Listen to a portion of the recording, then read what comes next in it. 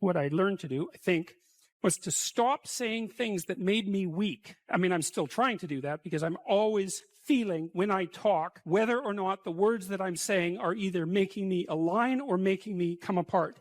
I think alignment is the right way of conceptualizing it, because I think if you say things that are as true as you can say them, let's say, then they come out of the depths inside of you. Because we don't know where thoughts come from. We don't know how far down into your substructure the thoughts emerge. We don't know what processes of physiological alignment are necessary for you to speak from the core of your being. We don't understand any of that. We don't even conceptualize that, but I believe that you can feel that. I decided that I would start practicing not saying things that would make me weak. And what happened was that I had to stop saying almost everything that I was saying. I would say 95% of it. It's a hell of a shock to wake up and realize that, you know, and you might think, well, do you really want all of that to burn off? It's like, well, there's nothing left but a little husk, 5% of you. It's like, well, if that 5% is solid, then maybe that's exactly what you want to have happen. The issue is there are times in your life where you know that the thing that you're saying is not true. It's a deception. It's a lie of some sort, and you're using it to manipulate yourself or another person or the world. And you're also possessed, fully possessed of the idea that you can get away with it.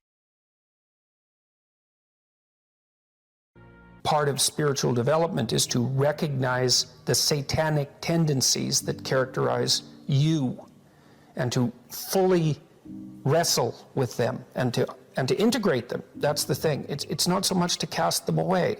It's to transmute them. You know, and you can see the difference between people who've done that and people who haven't, at least to some degree, because people who haven't integrated the shadow at all are naive.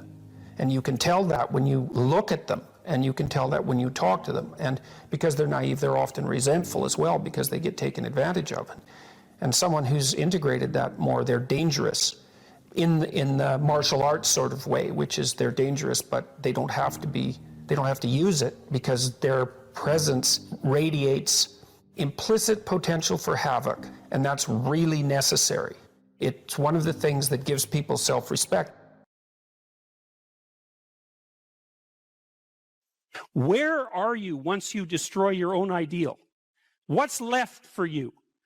There's nowhere to go. There's no up. And when there's no up, there's a lot of down.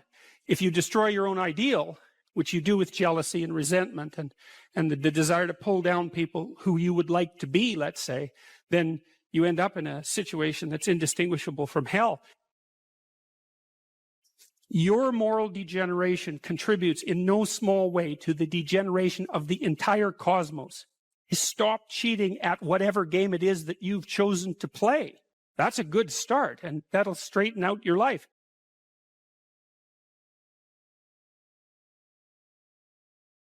What would you estimate are the boundaries between self-care and selfishness?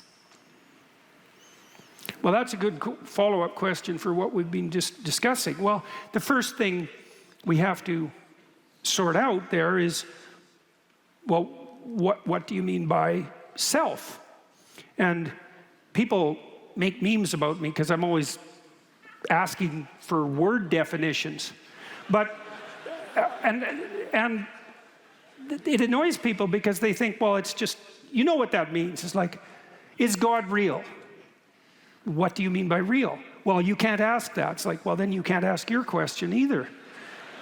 What do you mean real? Well, everyone understands that. It's like, really, we do we? We understand what's real. We've got that nailed down. What you're really asking is something like, here's what I am insisting that you regard as real, which is usually something like an objective materialism. Does God fit into that category? It's like, well, that's a completely different question than the one you asked. No, perhaps, is the answer to that question, but you didn't formulate the question reasonably, because when you formulate a question like, is God real? God's a mystery in that question, and so is real. And you don't get away with the axiomatic presupposition that you've got real nailed down and all we have to do now is mop up God. It's not reasonable. It's not acceptable in the least. It's just a trick, and it's not a very sophisticated trick. And so in this situation, selfishness versus self-care. Well, I think really the issue there is the definition of self. So whatever the self is very complicated, because it's really what you are at your core. That's the question. That's unbelievably complicated. It's like, what the hell do you know about who you are at your core? I mean, human beings we have no idea what we are in the final analysis. And so Carl Jung wrote books on the self. He believed Christ was a symbol of the self. It's a very complicated idea. It takes a lot of unpacking. You could think about the self as what it is that has demands right now. And when people attempt to define themselves subjectively, which has become something to be insisted upon in our current culture, they usually mean something like, the ultimate self is the whim that possesses me now. And that's a dubious proposition. What the whim that possesses you now is more accurately conceptualized as a fragmentary self. You know, if you have a 2-year-old and the 2-year-old wants something and has a little tantrum in the grocery store because of it, the impulsive demand that possesses that child in that context is a fragmentary part of the child, but it in no means is reflective of the totality of that person. And then you might ask yourself, well, what's the totality? And well, as I said, that's a very complicated problem, but the totality of a person is certainly their iterations across time. It's at least that, right? Because there's a past you, and there's a present you, and there's a future you, and whatever you is in the final analysis is the aggregation of all of that across time. And maybe the aggregation of all of your manifestations in every social context as well. And then I could say, well, if you're taking care of yourself wisely, then you're taking all of that into account simultaneously. And then if that's selfishness, then that could be viewed as a positive good. But if you're subordinating that greater totality to the impulses of a momentary whim, which you've defined as the self, then that's a very bad idea. All that's going to do is cause trouble and make you unpopular. And so I don't believe there's any difference between service to the highest self and service to other people. I think those are the same thing. And we can think about that technically too. So there's a lot of other people and there's only one of you.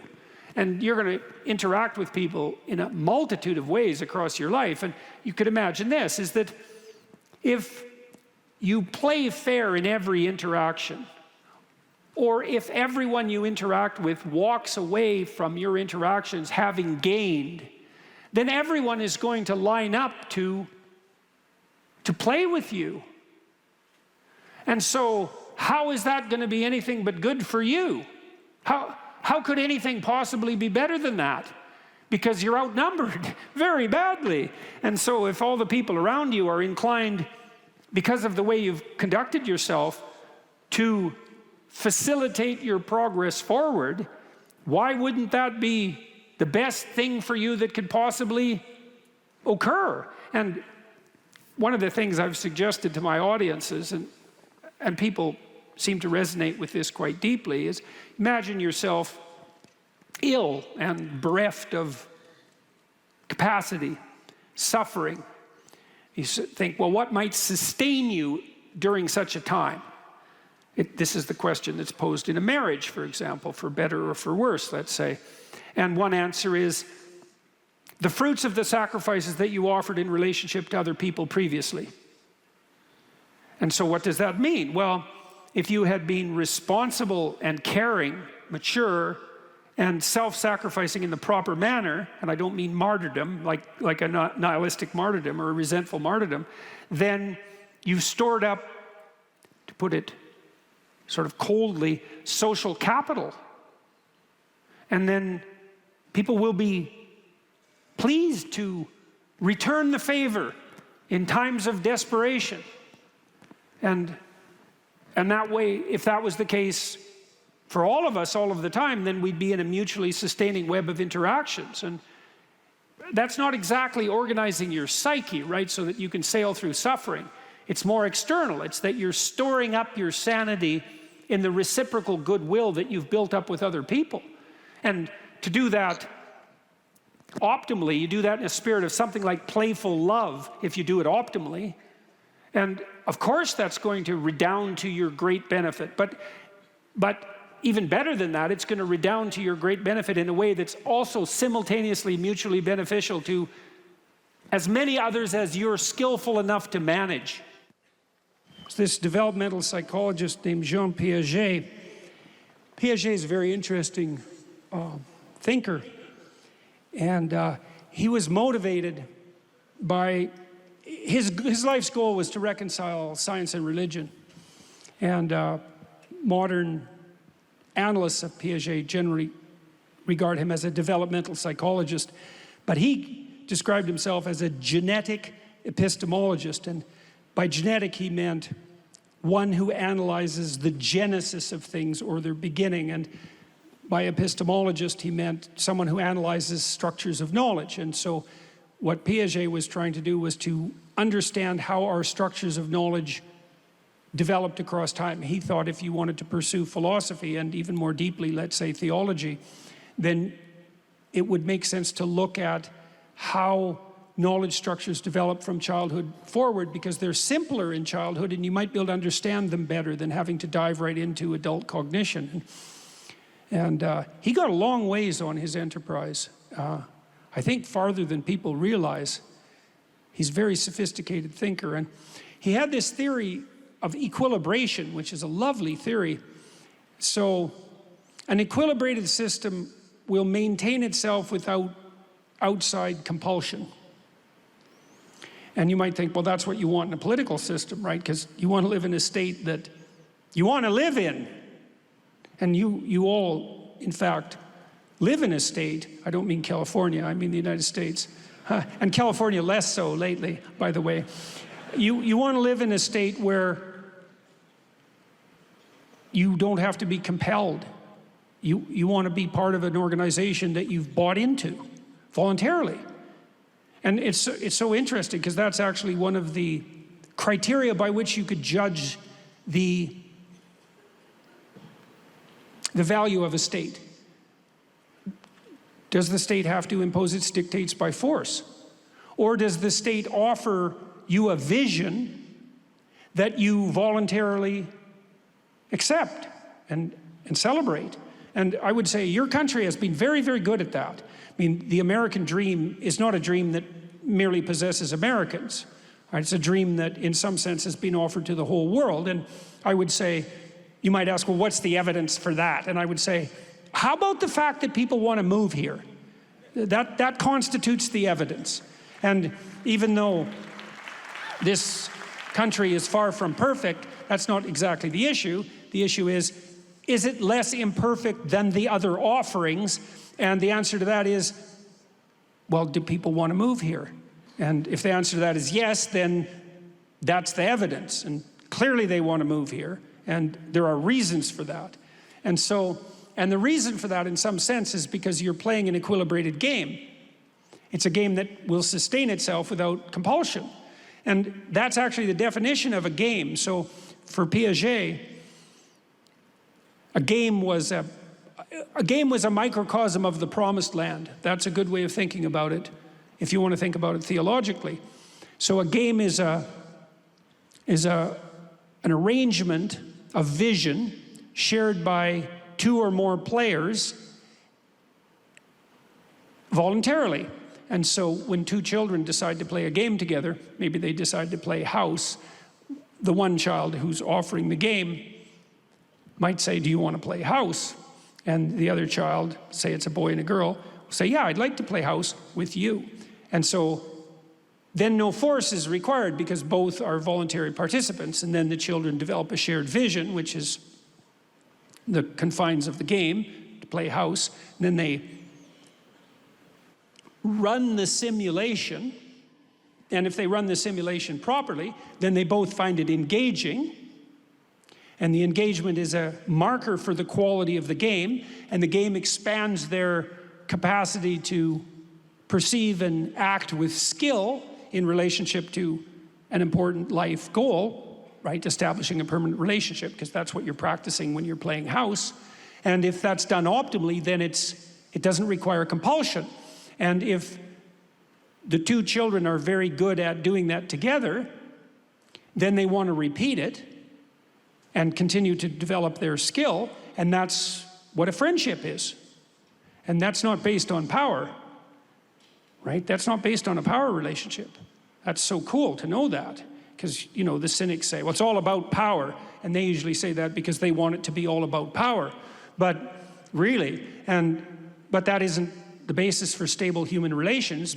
Stable human relations are based on the construction of equilibrated states. And if your marriage is equilibrated, you both want to be in it.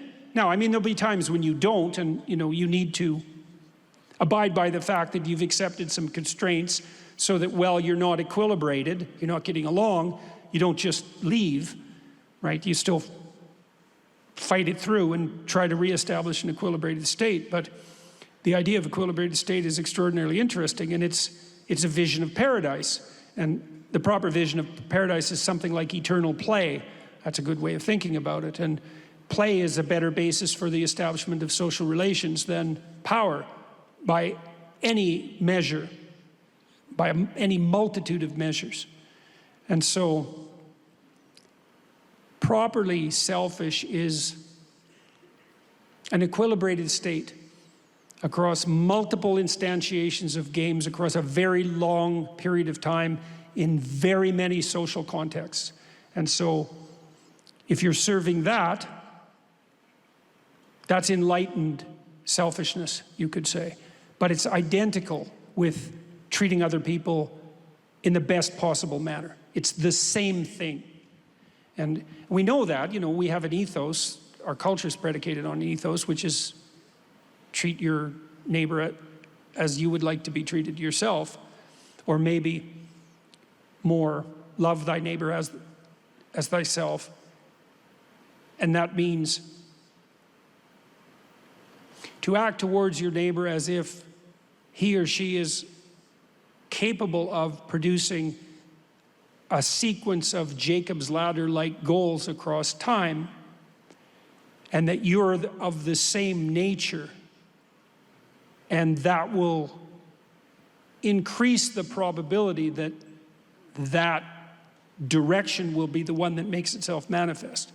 And that's definitely the case. I mean, I had people in my clinical practice who had become embittered and resentful. They were often naive people, and people generally start out naive, who'd been betrayed. You know, and they regarded their loss of naivety as an increment in wisdom. And you see this with cynical people, right? And they think, well, I was naive and I got burned, and that's not going to happen again. And it's like, fair enough, that actually is an increment in wisdom, but you're in the desert at that point, right? I mean, the naivety wasn't a virtue, and the collapse is a catastrophe, but the place you end up with is not positive. But you're not going to say, well, I'm not going to drop my cynicism and go back to being naive, because that would actually be a reversal of the acquisition of knowledge. Plus, you know, what they say, once burned, twice shy. So then, well, what's the alternative to the cynicism that's induced by malevolence? And the answer to that is something like, it's something like courageous trust. So imagine that you want to bring the best out of people, even though now you know that there's plenty of the worst there too. And the answer is, well, the question is, how do you do that? And the answer doesn't seem to be by facing everyone with a pervading spirit of distrust and bitterness. That just doesn't seem to work. And you might think, well, that's justified because I've been burned multiple times. Why wouldn't I do that? And the answer has to be something like, because you have the courage not to. Right? If you're not going to fall back into a foolish naivety and not allow yourself to be twisted into nihilism by bitterness, then your option is something like, well, I know perfectly well that you're full of snakes, but I'm going to extend my hand anyway. based on the faith that if you have the courage to do that, that the being that you will call out of the other person is thereby rendered most likely to be of the upward stumbling type. And I think that's the case. You know, you see people who are very sophisticated in their perceptions and social ability, and they can interact even with people who are quite corrupt and still increase the probability quite dramatically that the interaction will be positive. And that's part of that impulse towards the development of an equilibrated state. And so to reach out your hand like that to your fallen brother, let's say, without being naive, that's part and parcel of acting out that highest order conception of the self. That's the logos. That's how that works. So that's an answer to that question.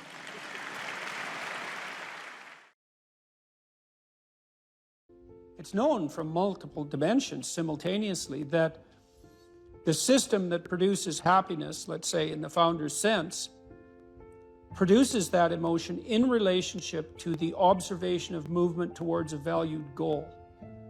And so you can derive some conclusions from that. The first is that without a goal, there's no happiness by definition, because happiness marks movement towards a valued goal. The next is, well, the higher the goal, the more value there is in the observation of movement towards it.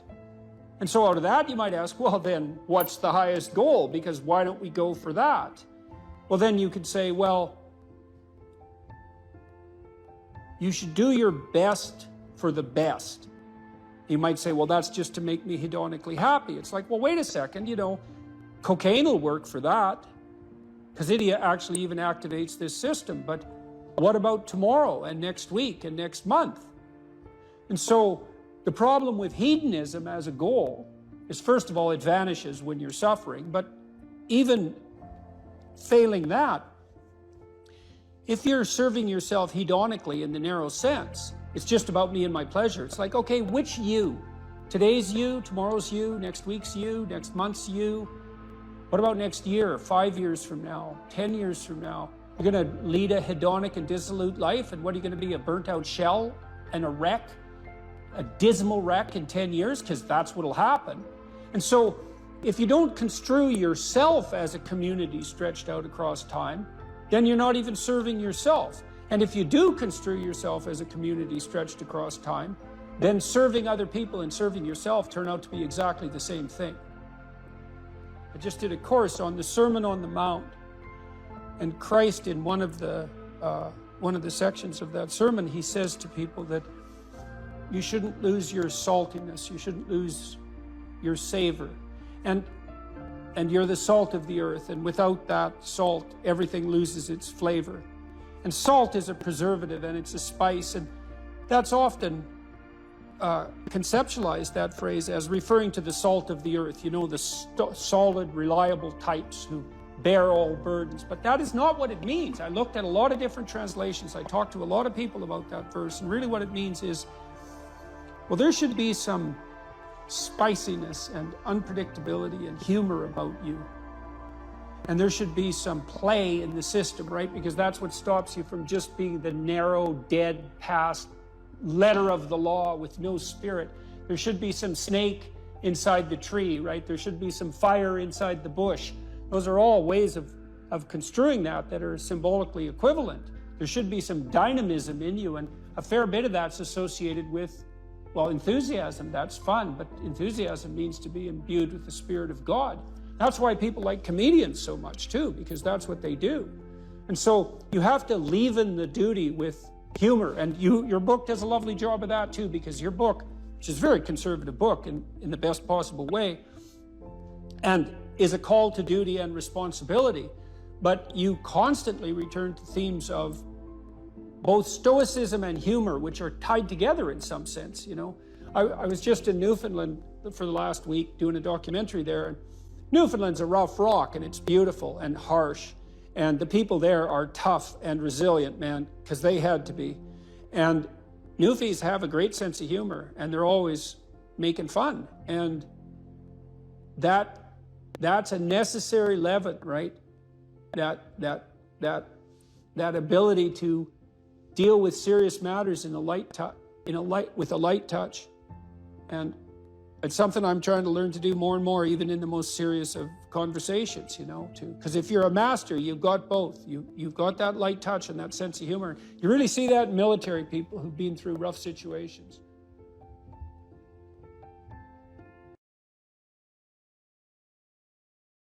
If you ask a disagreeable person what he wants, say, or she wants, they'll tell you right away. They know. It's like, this is what I want, and this is how I'm going to get it. But agreeable people, especially if they're really agreeable, are so agreeable that they often don't even know what they want, because they're so accustomed to living for other people and to finding out what other people want and to trying to make them comfortable and so forth, that it's harder for them to find a sense of their own desires as they move through life. And that's not, look, there's situations where that's advantageous, but it's certainly not advantageous if you're going to try to forge yourself a career. That just doesn't work at all. And so, even though on average men and women aren't that much different in terms of their levels of agreeableness by the group, if you go out and you look at the extremes, they're very different. So all of the most agreeable people are women, and all of the most disagreeable people are men. And the thing is, the extremes are often what matter rather than what's in the middle. And so one of the ways that's reflected in society, by the way, is there's way more men in prison. And the best personality predictor of being imprisoned is to be low in agreeableness. It makes you callous. Now you might think, well, what's the opposite of compassion and politeness? And the answer to that is, I think it's best sort of conceptualized as a trading game. So let's say that we're going to play repeated trading games. And if you're very agreeable, then you're going to bargain harder on my behalf than you're going to bargain on your own behalf. Whereas if you're very disagreeable, you're going to do the reverse. You're going to think, I'm in this trading game for me, and you're going to take care of your own interests. Where an agreeable person is going to say, no, at best, at worst, this has to be 50-50, but I'd like to help you every way I can. One of the things you have to be careful of if you're agreeable is not to be exploited, because you'll line up to be exploited. And I think the reason for that is because you're wired to be exploited by infants. And so that just doesn't work so well in that actual world. And one of the things that happens very often in psychotherapy, people come to psychotherapy for multiple reasons, but one of them is they often come because they're too agreeable. And so what they get is so-called assertiveness training, although it's not exactly assertiveness that's being trained. What it is the ability to learn how to negotiate on your own behalf. And one of the things I tell agreeable people, especially if they're conscientious, is say what you think. Tell the truth about what you think. There's going to be things you think that you think are nasty and harsh, and they probably are nasty and harsh, but they're also probably true. And you need to bring those up to the forefront and deliver the message. And it's not straightforward at all, because agreeable people do not like conflict. Not at all. They smooth the water, and you can see why that is in accordance with the hypothesis that I've been putting forward. You don't want conflict around infants. It's too damn dangerous. You don't want fights to break out. You don't want anything to disturb the relative peace. And if you're also more prone to being hurt physically and perhaps emotionally, you also may be loath to engage in the kind of high-intensity conflict that will solve problems in the short term, because it takes a lot of conflict to solve problems in the short term. And if that can spiral up to where it's dangerous, which it can if it gets uncontrolled, it might be safer in the short term to keep the waters smooth and to not delve into those situations where conflict emerges. The problem with that is it's not a very good medium to long-term strategy, right? Because lots of times there are things you have to talk about because they're not going to go away. And the advantage to having a well-socialized disagreeable person is that they really don't let much get in their way. So if you can get a kid who's disagreeable socialized, that person can be quite the creature, because they're very forward-moving in their nature and very difficult to stop. But if you don't get them successfully domesticated, tamed, roughly speaking, by the time they're 4, their peers reject them. And that's a big problem, because your job as a parent is to make your child socially desirable by the age of 4. Like you want to burn that into your brain, because people don't know that. That's your job. And here's why. It's easy if you think about it carefully. So you imagine you've got a 3-year-old child, so sort of halfway through that initial period of socialization, and you take that child out in public. Okay, what do you want for the child? Who cares about you? What do you want from the child? You want the child to be able to interact with other children and adults so that the children are welcoming and smile and want to play with him or her, and so the adults are happy to see the child and treat him or her properly. And if your child's a horrible little monster because you're afraid of disciplining them or you don't know how to do that properly, then what they're going to do is they're going to experience nothing but rejection from other children and false smiles from other parents and adults. And so then you're throwing the child out there into a world where every single face that they see is either hostile or lying. And that's not something that's going to be particularly conducive to the mental health or the well-being of your child. If your child can learn a couple simple rules of behavior, like don't interrupt adults when they're talking too much and pay attention and try not to hit the other kids over the head with the truck any more than is absolutely necessary, and share and play properly, then when they meet other kids, the kids are going to try out a few little play routines on them, and that's going to go well, and then they're going to go off and socialize each other for the rest of their lives. Because that's what happens, is that from 4 years old onwards, the primary socialization with children takes place among other children. And so if the kids don't get in on that early, they don't move into that developmental spiral upwards and they're left behind. And you can imagine how terrible that is, because a 4-year-old will not play with another 4-year-old who's 2. But a 5-year-old certainly will not play with a 5-year-old who's 2, right? Because the gap is just starting to get unbelievably large. And so the kids start out behind, and then the peers leave them behind, and then those kids are alienated and outside the peer group for the rest of their life. Well, those are the ones that grow up to be long-term antisocial, right? They're already aggressive. It doesn't dip down. Now, what happens to normal boys, roughly speaking? Imagine the aggressive 2-year-old types. They get socialized, so their level of aggression goes down, and then they hit puberty and testosterone kicks in, and bang, levels of aggression go back up. And so that's why males are criminals between the ages roughly of 16 and about 25. So, and it matches the creativity curve, by the way. It's so cool. If you look at the spike of creativity among men, 16 to 25, then it starts to go down. Criminality matches that absolutely perfectly. So that's quite cool.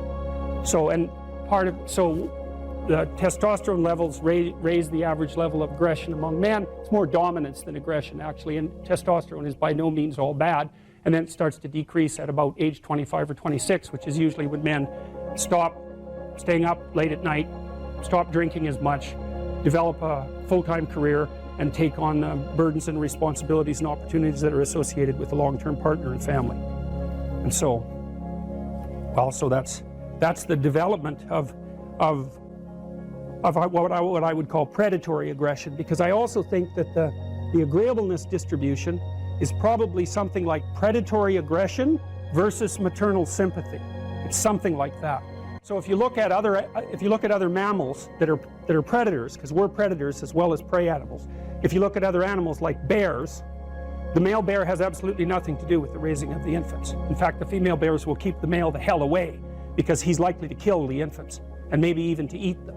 So there's no maternality at all in solitary male mammalian predators. It's really useful to investigate the viewpoints of people who have opposing views to yours, because they'll tell you things. Not only will they tell you things you don't know, they'll also tell you how to see the world in ways that you don't see it. And they'll also have skills that you don't have, that you could develop.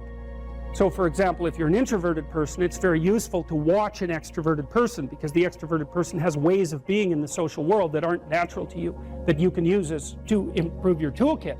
And if you're disagreeable, one of the best things to do with disagreeable people, especially if that's alienating them from other people, for example, because it can, people treat you like you're a selfish, arrogant son of a, maybe that's because you are. It's like, okay, so what do you do about that?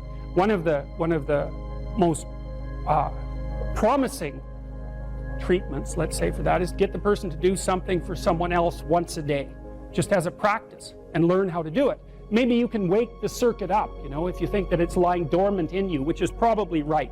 I think we have a very wide range of propensities within us. Some are switched on, genetic propensity. Some are switched on, but I think that if you put yourself in the right situation or walk yourself through the right exercises, you can switch some of these other things on as well. But it takes work and dedication and discipline. I would say, generally speaking, if you want to adapt yourself properly to life, you should find a niche in the environment that corresponds with your temperament.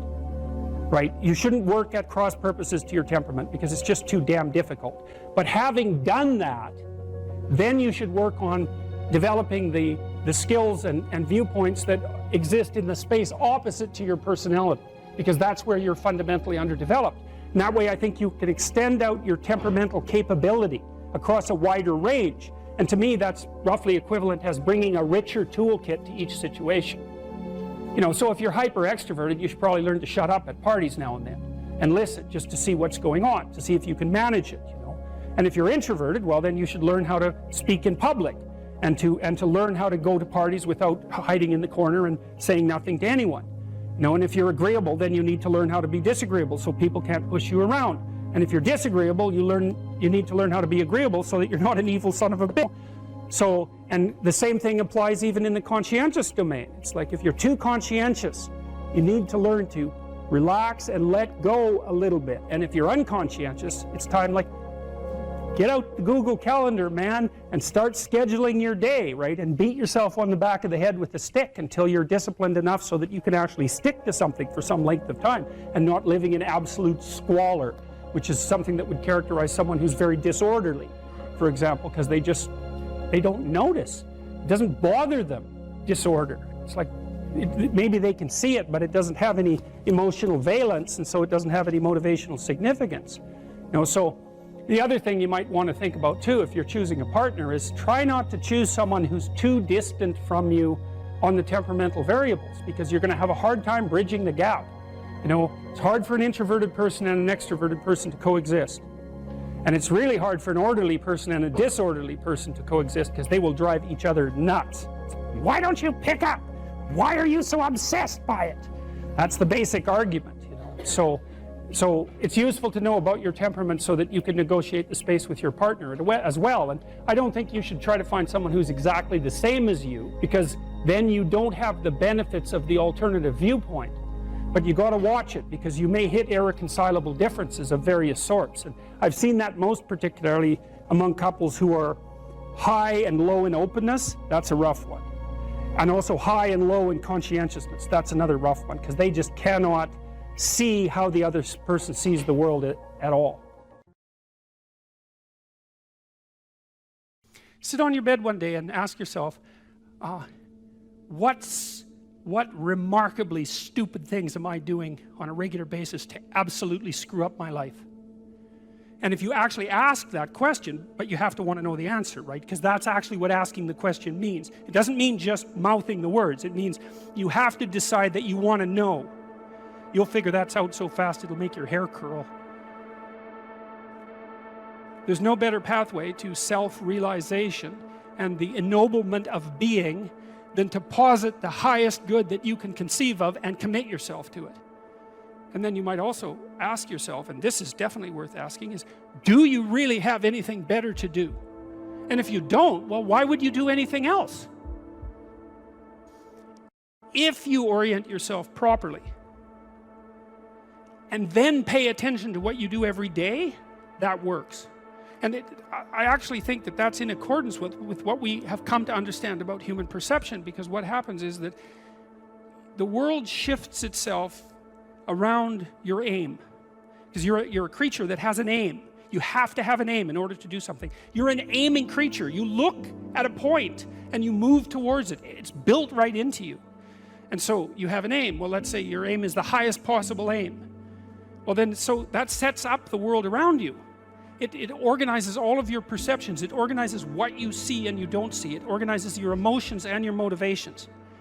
So you organize yourself around that aim, and then what happens is the day manifests itself as a set of challenges and problems, and if you solve them properly, then you stay on the pathway towards that aim, and you can concentrate on the day. And so that way you get to have your cake and eat it too, because you can point into the distance, the far distance, and you can live in the day.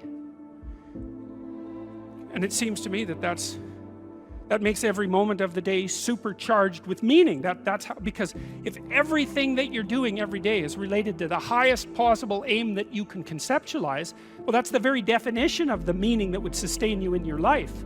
Well, and then the issue is, well, back to Noah. Well, all hell's about to break loose and chaos is coming. It's like when that's happening in your life, you might want to be doing something that you regard as truly worthwhile. Because that's what will keep you afloat when everything is flooded. And you don't want to wait until the flood comes to start doing that, because if your ark's half built and you don't know how to captain it, the probability is very high that you'll drown. Ask and it shall be given you, seek and ye shall find, knock and it shall be opened unto you. For everyone that asketh receiveth, and he that seeketh findeth, and to him that knocketh it shall be opened. That sounded pretty optimistic again, but again, I think it's a description of the structure of existential reality, and by which I mean, when I'm in my clinical practice and I observe, and this is also the case with my students, is, let's say people's lives aren't what they would like them to be, and so then you ask, why? Well, forget about tragedy and catastrophe, because that's self-evident and we're not going to discuss that, although the degree to which you bring about your own tragedy is always indeterminate. But I would never say that every terrible thing that is visited on a person is something they deserved. I think that that's a very dangerous presupposition, especially because everyone gets sick and everyone dies.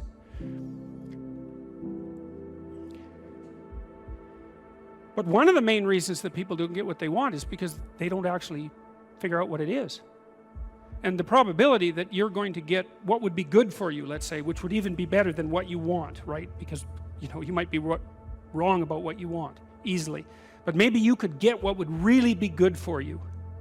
Well, why don't you? Well, because you don't try. You don't think, okay, here's what I would like if I could have it. And I don't mean in a way that you manipulate the world to force it to deliver you goods for status or something like that. That isn't what I mean. I mean something like, imagine that you were taking care of yourself like you were someone you actually cared for. And then you thought, okay, I'm caring for this person. I would like things to go as well for them as possible. What would their life have to be like in order for that to be the case? Well, people don't do that. They don't sit down and think, all right, you know, let's figure it out. You've got a life. It's hard, obviously. It's like 3 years from now, you can have what you need. You got to be careful about it. You can't have everything. You can have what would be good for you, but you have to figure out what it is, and then you have to aim at it. Well, my experience with people has been is, if they figure out what it is that would be good for them, and then they aim at it, then they get it. And it's strange because they don't it's a strange thing. It's not quite that simple, because, you know, you may formulate an idea about what would be good for you, and then you take 10 steps towards that and you find out that your formulation was a bit off, and so you have to reformulate your goal. You know, so you're kind of going like this as you move towards the goal. But a huge part of the reason that people fail is because they don't ever set up the criteria for success. And so, since success is a very narrow line and very unlikely, the probability that you're going to stumble on it randomly is 0. So there's a proposition here, and the proposition is, if you actually want something, you can have it. Now the question then would be, well, what do you mean by actually want? And the answer is that you reorient your life in every possible way to make the probability that that will occur as certain as possible. And that's a sacrificial idea, right? It's like, you don't get everything, obviously, but maybe you can have what you need. And maybe all you have to do to get it is ask. But asking isn't a whim or today's wish. It's like, you have to be deadly serious about it. You have to think, okay, like, I'm taking stock of myself. And if I was going to live properly in the world, and I was going to set myself up such that being would justify itself in my estimation, and I don't mean as a harsh judge, exactly what is it that I would aim at? And so the issue is not so much the blindness of others, even though there's as much blindness among others as there is for you. But the issue here, the advice here, the description here is, you should be concerned about what's interfering with your own vision first. And you should leave other people the hell alone in relationship to that. And so if your mode of being in the world is, if you would just act better, things would improve for me, or if you identify the evil and the catastrophe as something that's outside, that someone else needs to fix, or that someone else is responsible for, then you're not going to fix that. And you're going to remain blind to the things that you're doing and not doing that make things not go well. And so it's just better to think, all right, I'm probably blind in many, many ways. And maybe there are some ways that I could rectify that, because it's highly probable that you're blind in all sorts of ways. I mean, in fact, it's virtually certain. And so it's just more useful to think, how is it that I'm wrong in this situation?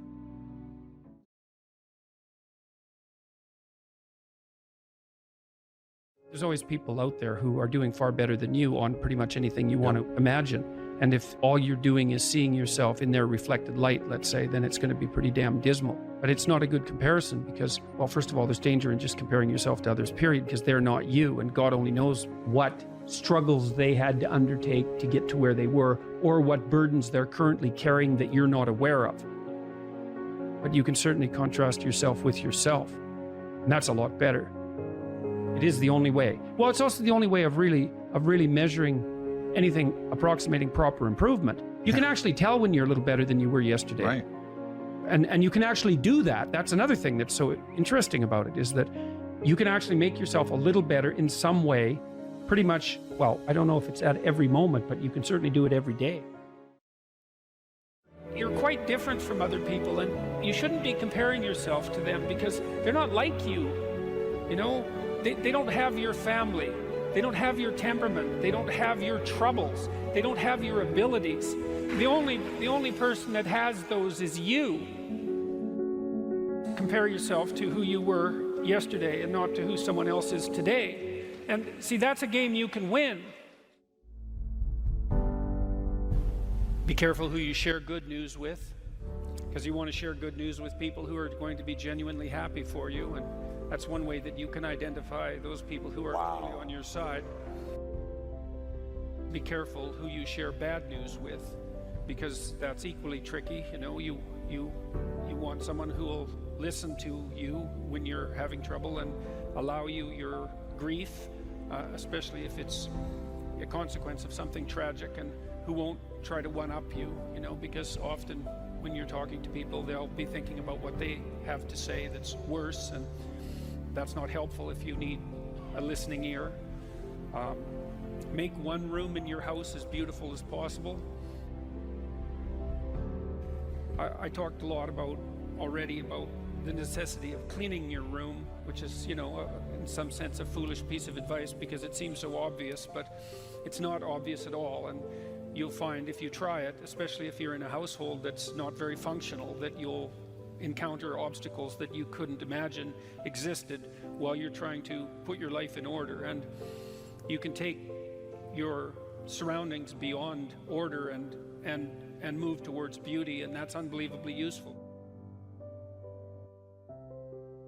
One of the things that I've been so you know, there's lots of different ways to interpret the world, and you can maybe even make a case that there's an endless number of ways to interpret the world.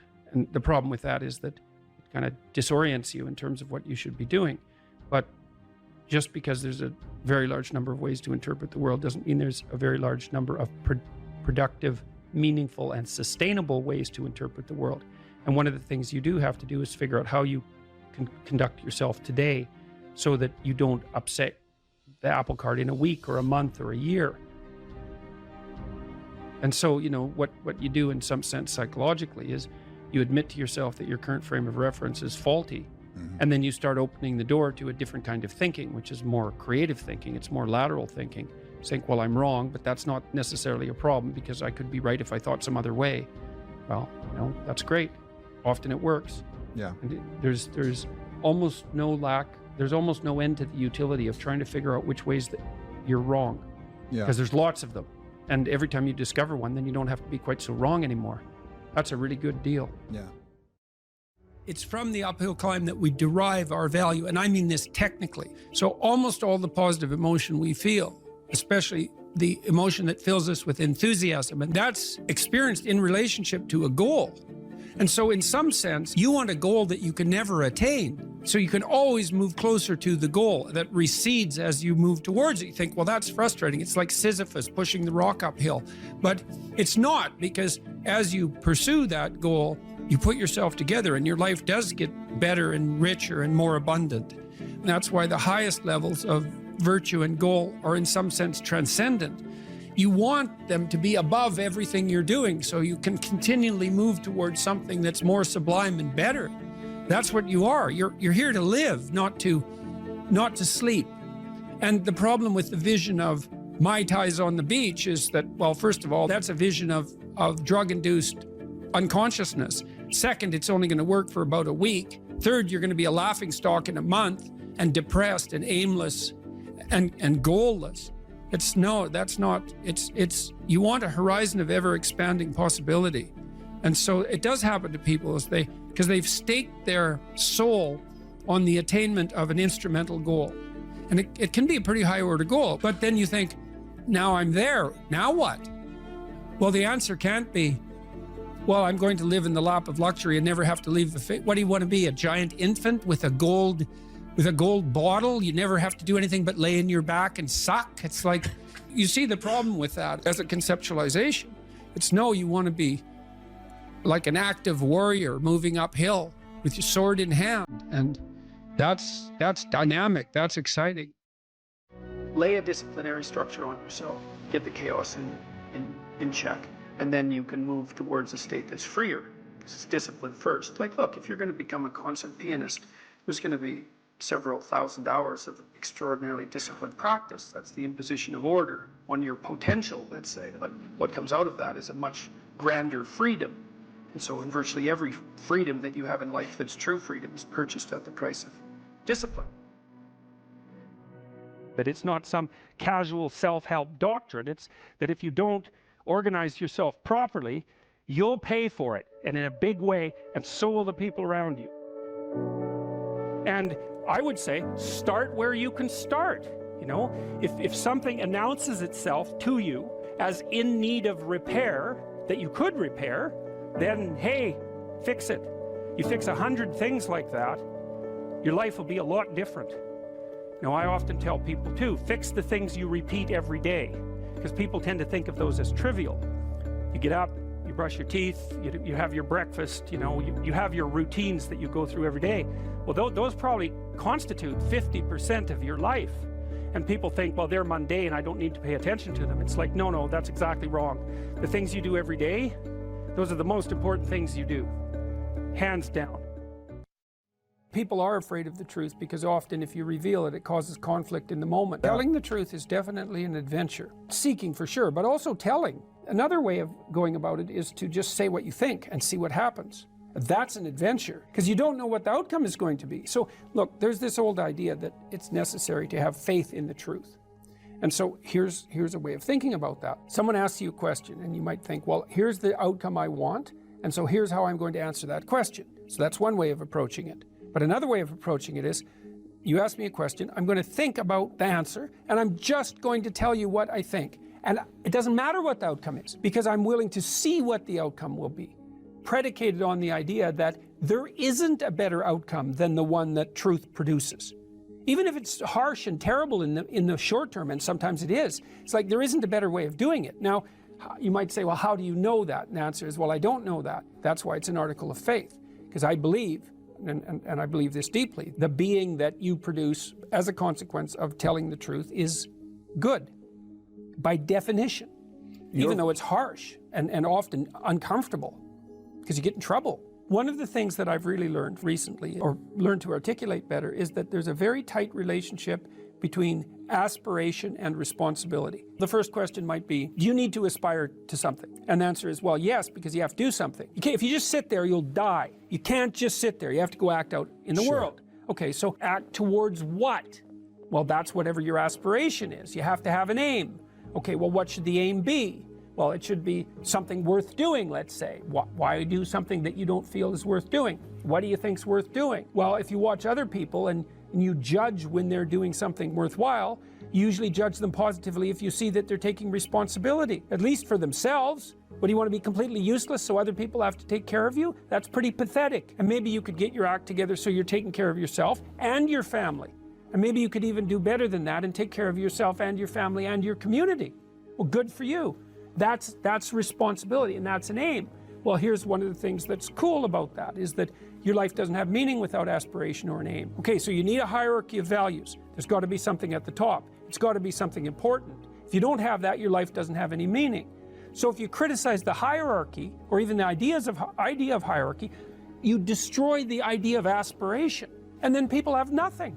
Well, that's not helpful. People are built for a struggle and they're built for a weight, and you want to take on a heavy burden voluntarily. See if you can put yourself together. See what you can do out in the world while you're waiting to die. It's an all-in game. It better be worthwhile. The great people I know are brutally truthful to themselves and other people, and they have insanely adventurous lives.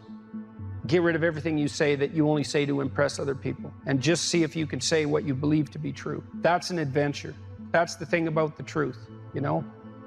Well, you got to ask yourself, if you're not speaking the truth, who is it that's talking? If you're saying something that you do not believe to be true, it's not you talking. It's something else. It might be the part of you that wants to manipulate the other person into delivering what you think you want from them.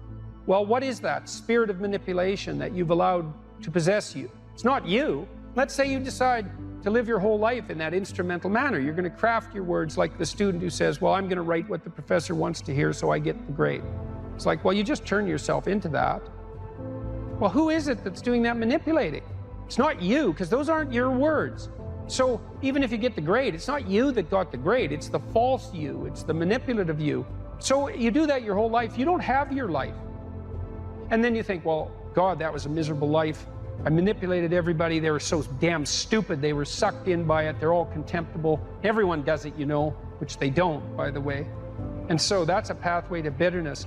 Partly because if you're a manipulator and you use your language falsely, you don't live your own life. You live the life of whatever possesses you when you think it's you manipulating. And so you live the life of the spirit of manipulation. You know, maybe you're in California, see someone speeding down the road in a convertible Porsche, and you think, oh man, what a lucky bastard. And the truth of the matter is that he's thinking about wrapping his expensive sports car around the next cement pillar that he comes close to. You know, you can't tell, and people have hard lives, and even people who are comparatively fortunate have hard lives. And the ideal that you're observing that makes you jealous and resentful is in large part an illusion that's created by your own mind. You have to be careful of what you're jealous of, because you don't really know what it is. And then the other thing that's kind of useful is to understand you're quite different from other people, and you shouldn't be comparing yourself to them, because they're not like you. They don't have your family. They don't have your temperament. They don't have your troubles. They don't have your abilities. The only person that has those is you.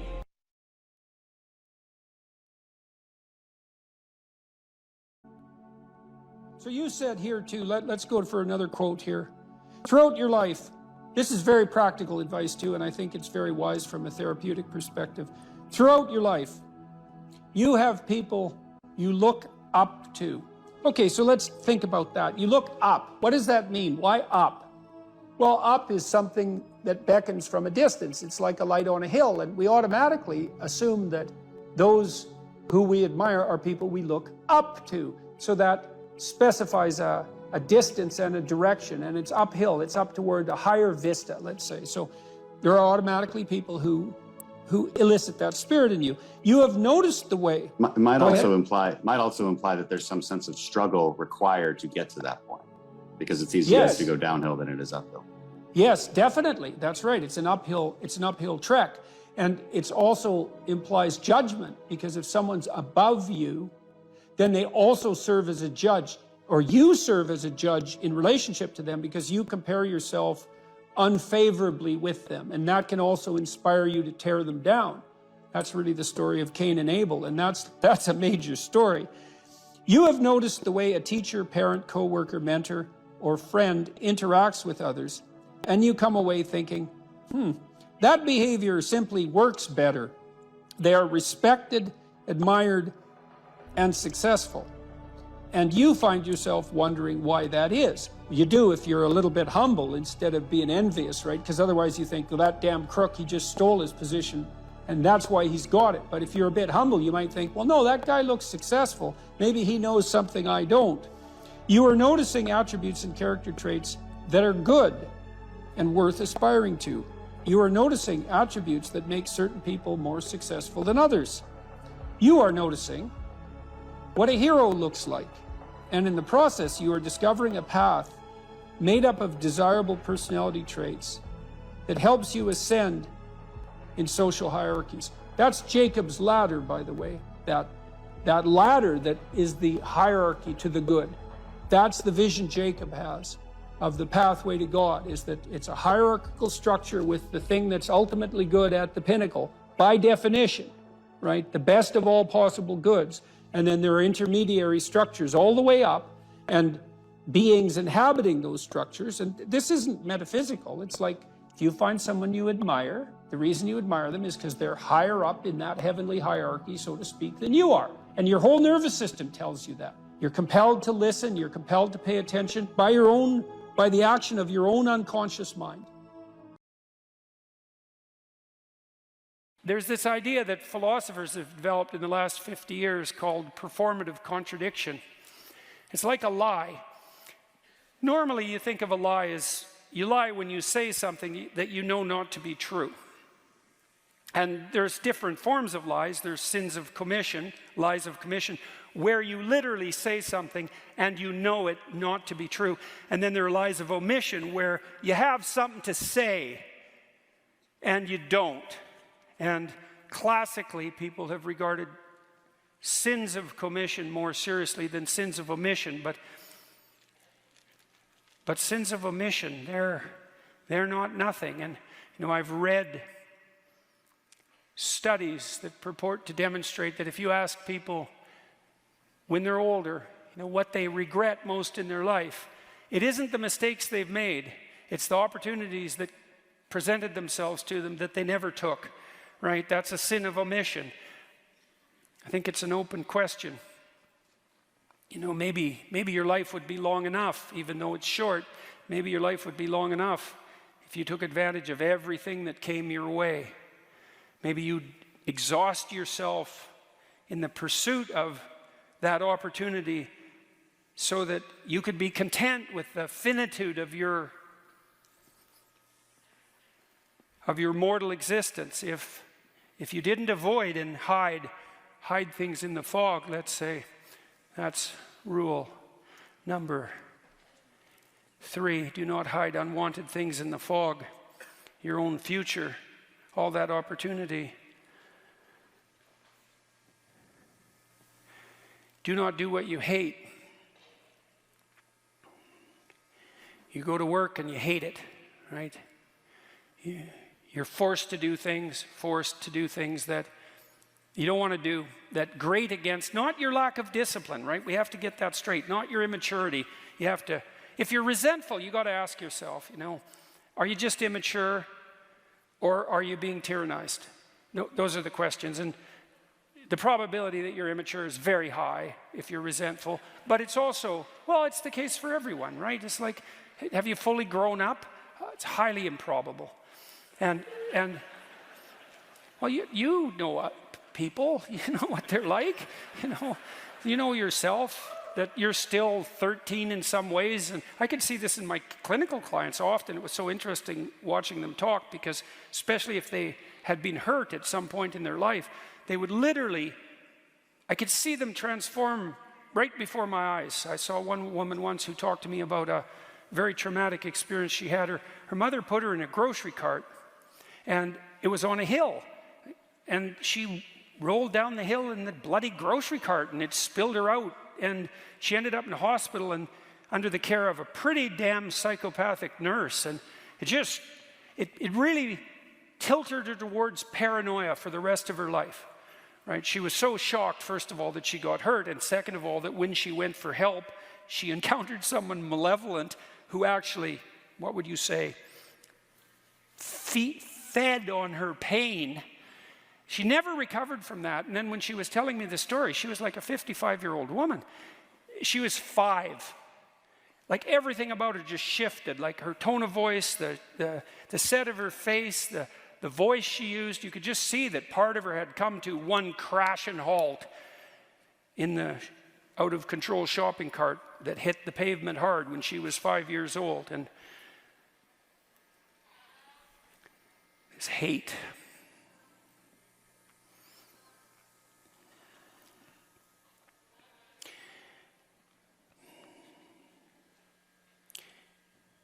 There's this idea in the New Testament, it's a very tricky idea. There's one unforgivable sin. People have argued forever about what that is. Because the idea, that one of the ideas our culture is based on is that if you've made mistakes in your life, but you admit to them, so that's to confess, let's say, and then you repent, which is to figure out what the hell you did wrong and decide to do better in the future. And that can be very hard if you did something really wrong, so it's not like it's an easy thing to do. It's difficult in proportion to the magnitude of your failure to aim, let's say. But that if you do that properly, no matter how far you've strayed, that you can be set back on the proper path, right? That you can be forgiven and that you can then move ahead. And we better hope that's true, because there isn't anybody anywhere who hasn't done many things that were pretty damn dark. And if it was all only the case that we were done when we made a mistake, then, you know, the jig's up for the rest, for everyone. And so you need justice, because you can't get away with everything or even anything perhaps, but you need mercy too. And mercy is, well, the same. You apply that to your children as well. You know, they make a mistake or multiple mistakes, and perhaps even more so when they're teenagers. And the basic rule is still, you know, try to do better and you're still welcome, fundamentally. And that's a good rule. That's a really good rule. What would interfere with that process of redemption, let's say, and maybe that's your decision not to abide by the dictates of your own conscience. So you tell yourself, I shouldn't be doing this, whatever it happens to be. Maybe you don't find your job meaningful, and not that that's a simple problem. Or maybe you're really called upon to do things at work or in your family life, or just to save your good name that really do disturb you, and yet you do them anyway. And then you practice doing that. You make that into a habit, and everything you practice, that becomes you. This is true neurologically. If you repeat something over and over, if you practice it, you build the biological structures that make you an expert at that. And so if you're practicing violating your own conscience with a performative contradiction, this other form of lie, this willingness to act out things that run contrary to your own sense of morality, right? So you act out a lie, well, then you become the embodiment of a lie. And, well, there's endless metaphorical speculation about the spirit of the lie, right? I mean, that's one of the characterizations of the great adversary of mankind, you know, it's the prince of lies. And you allow that to take up its residence within you because you're rationalizing doing what you hate, then you do that at your own peril. And if you get really good at that, maybe there's no way back. The danger of being an actor, you know, is that you become the actor and then you lose you, obviously. You replace you with that falsehood, and that will make you bitter, to lose you in the service of a falsehood. And then, you know, once you're bitter, then you're vengeful, and once you're vengeful, then you're, what's next? Fratricidal. That's Cain, by the way. And once you're fratricidal, the next step is homicidal, and the step past that is genocidal. And, you know, You can walk down all those steps, and people have lots of times, and every one of us has something in us of all of that, that's for sure. And you don't want to practice that. Is mental health genetic, habit, or personality? And how can you improve or master it? Yeah, well, it's all of those things, you know. You might say, well, it's unfair that it's genetic. Well, look, we all have different temperaments, okay? There's 5 dimensions of temperament. Extroversion, that's sensitivity and threshold for positive emotion. Neuroticism, that's sensitivity and threshold for negative emotion. Agreeableness, that's kind of maternal compassion and empathy versus a kind of tough, more individualized, what would you call it? Decisiveness. Yeah, good. Conscientiousness, that's dutifulness, industriousness and orderliness. Openness, that's creativity and interest in ideas. 5 dimensions. Okay. Where you land on those dimensions is determined to a large degree by the genetic lottery. And now there's some movement on each dimension that can occur as a consequence of socialization, but it's bounded by the place you landed when the cards were dealt, by the genetic code when you were born. And you might say, well, that's unfair. It's like, well, it's not unfair exactly. It's just, there's a randomness about it within a bounded world. And it's not unfair partly because every advantage comes with a disadvantage. So if you're extroverted, you're social and you're positive, but you're impulsive. And you can tilt towards hedonism, and you can't stand being alone. If you're high neuroticism, well, you suffer a lot of anxiety and pain, but you're pretty sensitive to threat, and you might see danger before anyone else does, and then you don't die. And so, and maybe your children don't either. And if you're agreeable, well, you're compassionate and caring, but you're going to not stand up for yourself very well, and you're going to, your temptation is going to be bitterness and resentment. If you're conscientious, well, you're orderly and industrious, but you can get obsessive. And if you're creative, well, then you end up with purple hair and nose rings. And I did a study at Harvard in like 1994 when piercing and tattooing started to first emerge on the cultural landscape, because we were trying to find out if it was a marker for psychopathology, which wasn't obvious at that point. Well, because it was a subcultural practice before that. It was circus people and prisoners and so forth that were tattooed and who were pierced. And then it spilled into the mainstream, and we were curious, as I was in the psychopathology and personality sub-department in the Harvard Department of Psychology, and I worked with a colleague of mine, Jill Hooley, and we never published this study. Many studies end up not published, but it was very interesting. The best predictor of tattooing and piercing was just creativity. There's no sign of assorted psychopathology, except the psychopathology associated with creativity. And you might say, well, what's that? And it's like, well, most creative ideas are stupid and wrong. So, you know, why shouldn't you have ideas? Well, because most of your ideas aren't any good. And how do you know that? Well, try starting a business. The probability that you're going to fail is extremely high. Most people who end up with a successful business have failed multiple times because it's very hard to figure out what the market needs this moment. It's really hard, and so you'll flail around trying to hit that target. And if you're creative, you're going to come up with a lot of ideas, but that doesn't mean they're good. And even if they are good, doesn't mean they'll work. And so most people, because most people aren't creative, by the way, they're not even a little bit creative, and that's because creativity is a high-risk, high-return strategy. And if you win, you can win big, but the probability that you lose is pretty damn high. Hardly anybody makes any money from a book, and it's really hard to write a book. And like, how many books have you written? None.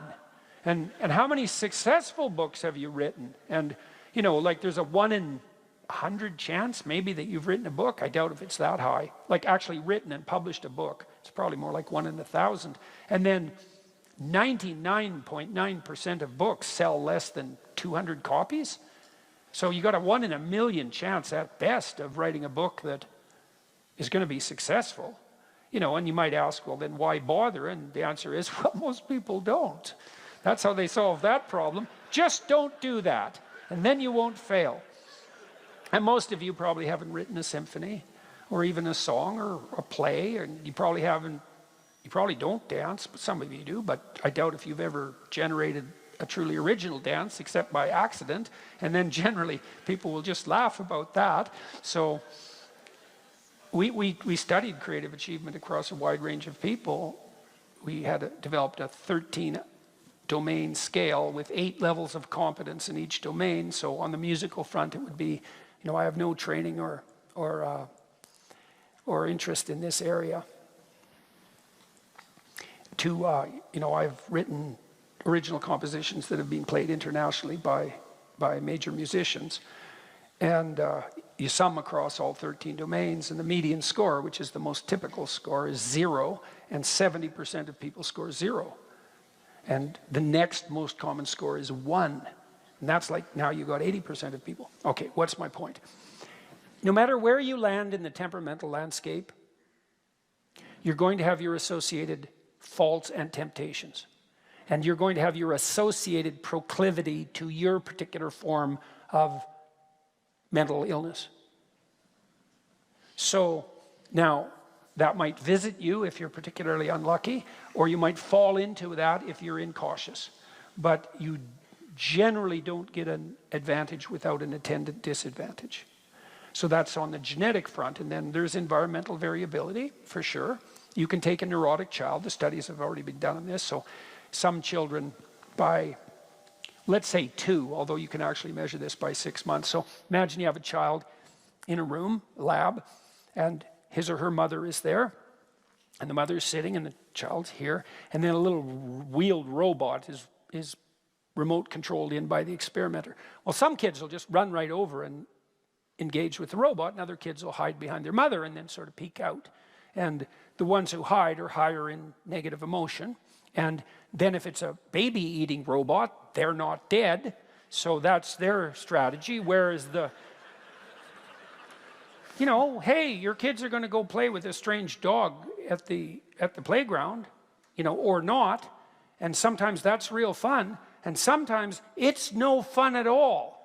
And sometimes it's the, you know, kid who's hiding behind his mother's legs that doesn't have his face torn off by the pit bull. So there's variability for a reason, you know, and then the more neurosis prone, the more kids more prone to negative emotion, they're going to suffer from a higher proclivity for depression and anxiety later in their life, and that's the price they pay for their threat sensitivity. But if you take those kids and you really encourage them to explore voluntarily instead of facilitating their proclivity to hide themselves, you can tilt them up into the normal range for negative emotion. And those studies have already been done. And so you're never going to take a kid who's really high in trait neuroticism and make them as low in trait neuroticism as someone, you know, at the 99.9th percentile genetically. You just can't. And maybe you could do it if you did nothing else than train that child like 12 hours a day for 10 years. But you can shift people a fair bit. And if you're introverted, you can learn extroverted skills. And if you're agreeable, you can learn to stand up for yourself. And if you're unconscientious, you can learn to discipline yourself, although that's a tricky one. Because you usually don't have the discipline to discipline yourself if you're unconscientious. So, and then in terms of habit, well, you become what you practice. And so if you're high in neuroticism, it's going to take a lot of practice to get you all calmed down. But that's what you do in psychotherapy with people all the time, because a large number of people who are in therapy have higher than average levels of negative emotion, and you help them become stronger. And the way you do that is by strategizing with them and encouraging them to confront the things that they're afraid of and avoiding, and they become more able and more courageous as a consequence of doing so, and you can shift people quite a lot doing that. And that's what you do when you learn, and that's how you teach kids, and it's the universal mechanism of adaptation, and you try to speed that up in psychotherapy, and you can do that for yourself, you know, like this is a really useful what would you call it? Ritual, routine.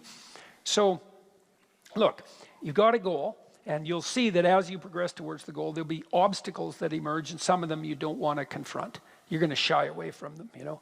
So maybe I have a client and they're being tyrannized at work and they need to get another job, and to do that they have to put their CV in order, and they're embarrassed about their CV, and they don't even want to open the file on their computer that contains their CV, which they haven't looked at for 10 years and which contains nothing but a record of their dismal failures in the past as far as they're concerned. And that's a box that's locked, that's Pandora's box with a dragon in it, and they don't want to go anywhere near it. And no wonder, you know. But if they're going to get another job, well, unless they get their resume together, they're stuck under the thumb of their local tyrant, and that's not a good deal. And so often what you do with someone like that is you say, just print your resume. Don't even look at the bloody thing. Just print it, turn it upside down, put it in an envelope, and bring it to the session the next week. And then the person will come back and say, you know, that task that we agreed on, because you have to agree on these things, I didn't do it. I couldn't even sit at the computer. And so then you say, well, do you think this week you could just sit at the computer and think about opening your resume? And they might say, yes. And then they come back the next week and said, you know, I didn't even sit at the computer and think about my resume. So then you say, okay, we'll do it right now. Okay, close your eyes. Okay, now, imagine your computer. Bring it to mind as vividly as you can. All right, now, imagine you're walking into your room, and now the goal is to sit at your computer. So now why don't you tell me what happens? So imagine your office. Okay, now you're walking in. Now tell me what happens. You're going to walk towards your computer. Just describe it. First I sit down. Okay, and how are you feeling? Relaxed. Oh, well, you're not much help in this particular example. No, you mean terrified out of your skull. Oh, you want me to be terrified? Yeah. Oh, okay. Okay. You didn't say that. She's not very high in neuroticism, by the way, as you can tell because she's married to me. So, okay. So I'm terrified. Okay. So what's happening? Good.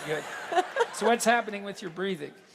Shallow. Okay. So try to pay attention to your feet for a minute. Okay. They're twitching. They're twitching. Yes. Okay. So just try to let them kind of sit heavily on the floor. Okay. Now pay attention to your calves. And let them relax, and then you walk the person through their body and you say, now pay attention to your breathing, just relax. Now you don't have to do this with people, but it's a good thing for them to learn. Okay, now, so how are you feeling? By the way, you're feeling slightly better. I am feeling slightly better, yeah. Okay, good. Now, imagine that you just turn on your computer. Okay, so what happens when you just turn on your computer? You get more nervous. I shallow breathe. Yeah, okay. So now you get the point, and then you walk the person through turning on their computer and then opening up the dread folder and then reading the title of the horrible dragon resume and then maybe opening it. And then you say, that's good enough for this week. And then maybe the person can go home and just open their damn resume. And then maybe they can print it out and bring it to you. And then maybe you can go through the sub-reptiles one by one, you know, and clean out the snakes. It's like, well, what were you doing between 2011 and 2013? And the answer is, that is the last thing that I want to discuss with anyone, right? So there's a lacuna, there's a hole in the account, in the autobiographical account, and chaos itself is looking through that with all that disorder and shame and malevolence lurking in the background, and no one wants to look at that. You think, well, you didn't do a very good job between 2012 and 2013, and you've got a hole in your record, and right. Right. And we need to do something about that now. And so, you know, how do we address that so that you have a coherent account of yourself? And look, this could take a good while, right, to put that all back together. That's your whole past, to put that together in a manner that you could confidently bring forward to a new potential employer. But it's worth it if you escape from tyranny and you now have a coherent account of yourself and you've atoned for your past inadequacies, let's say, and you're ready to move forward. And partly what you do in therapy and partly what you should do with yourself is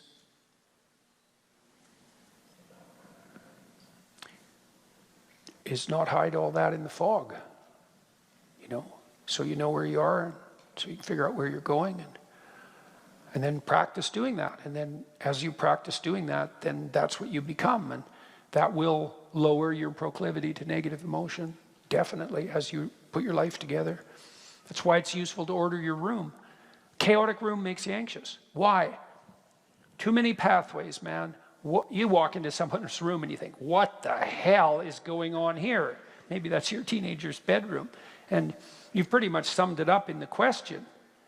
It's like, yeah, it's a little slice of hell in that room, you know? And so, and how do you feel when you're there?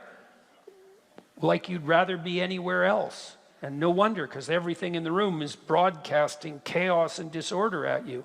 And so that's another thing I used to do with my clients, typical behavioral maneuver, which is, if you're anxious, organize your surroundings a bit. You know, simplify, declutter, organize bit by bit. Order, habitable order. The habitable order that is good. All of that. It's a recreation of the original Eden, metaphysically speaking. And you can do that very practically, and then you practice that, and that'll sort you out. You know, assuming you're not physically ill. And even then, sometimes, you know, to the degree you can get yourself, right together, Yeah. you know, bit by bit, you'll even push physical illness into abeyance, not least because you decrease your stress response, and that's fight or flight, and fight or flight stress responses inhibit your immune system. And so if you're always in the state of chaos, your immune system is suppressed and you're far more likely to become ill. So you put order in place of accidental chaos and everything snaps into place. And there isn't anything better you can do than that. And there's no limit to how much of that you can do. You know, you start locally. Start with the things that are right in front of you. There's plenty of problems that are right within your grasp. You know, they might seem trivial to you, but they're not, because the things you do aren't trivial. And that's just where you have to start. And then, you know, once you got yourself kind of ordered locally, well, then start making your relationships harmonious. And once you're good at that, then you got a whole group of people around you that are behind you, and then you can expand outward from there. And there's no end to that. That's the opportunity and responsibility. And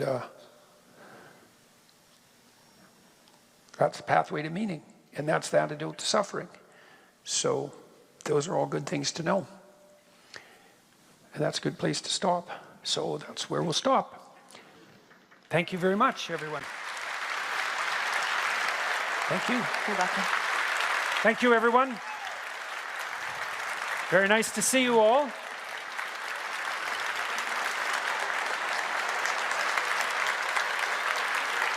Thank you. Good night, everyone. Pleasure to be here. Thank you. Thank you, Tim. You're welcome. Good night, everyone.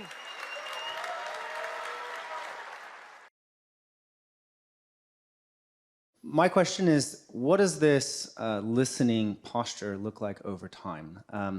And with your knowledge of personal psychology, I think we can all say we've somewhere encountered one of those relationships where one person does all the work and the other person can't engage in this, even if they have been listened to over and over and over again. But at our society level, if that does happen, now let's try it. I totally agree with you. Let's listen. If we wind up in this, sometimes it's always listening and it never turns into listening back. Right. What's Well, that look like over time? You do test for reciprocity. So children, for example, when children are investigating potential play partners on the playground, they'll come up to a child, let's assume a child of roughly the same age, because that would be the most common situation. Maybe we're talking about kids who are 4 or 5 years old.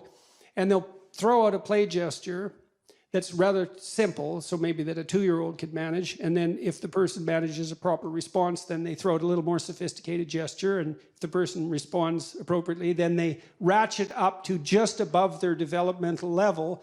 And then they play like mad at that level, and that'll make them friends. And so partly what they're testing for there continually is whether there's something approximating reciprocal altruism, right? It's tit for tat in the positive sense. And I would say that, well, we know there's actually a literature on this, which is quite interesting. This is also something very practical to know, and I'll get to another practicality here.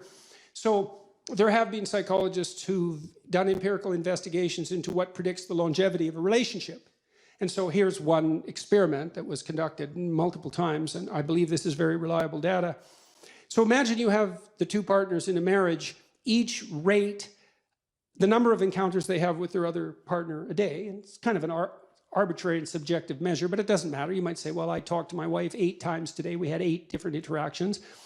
And then you'd say, well, did you rate those for whether they're positive or negative? And then you can calculate a ratio of positive to negative. And then you can use the ratio to predict the longevity of the relationship. And the data show that if the relationship interactions fall below 5 positive to 1 negative, then the relationship deteriorates and is generally doomed. And so 5 to 1, that's a preponderance of positive interactions, but we're wired so that negative interactions hurt us more than positive interactions help us if they are of the same magnitude. So, for example, people will work harder to avoid a loss of $5 than they will to attain a gain of $5. And you might say, well, why is that? And the answer is, you can be absolutely dead, but there's only so happy you can be. And so it's better to err on the side of conservatism in the domain of negative emotion.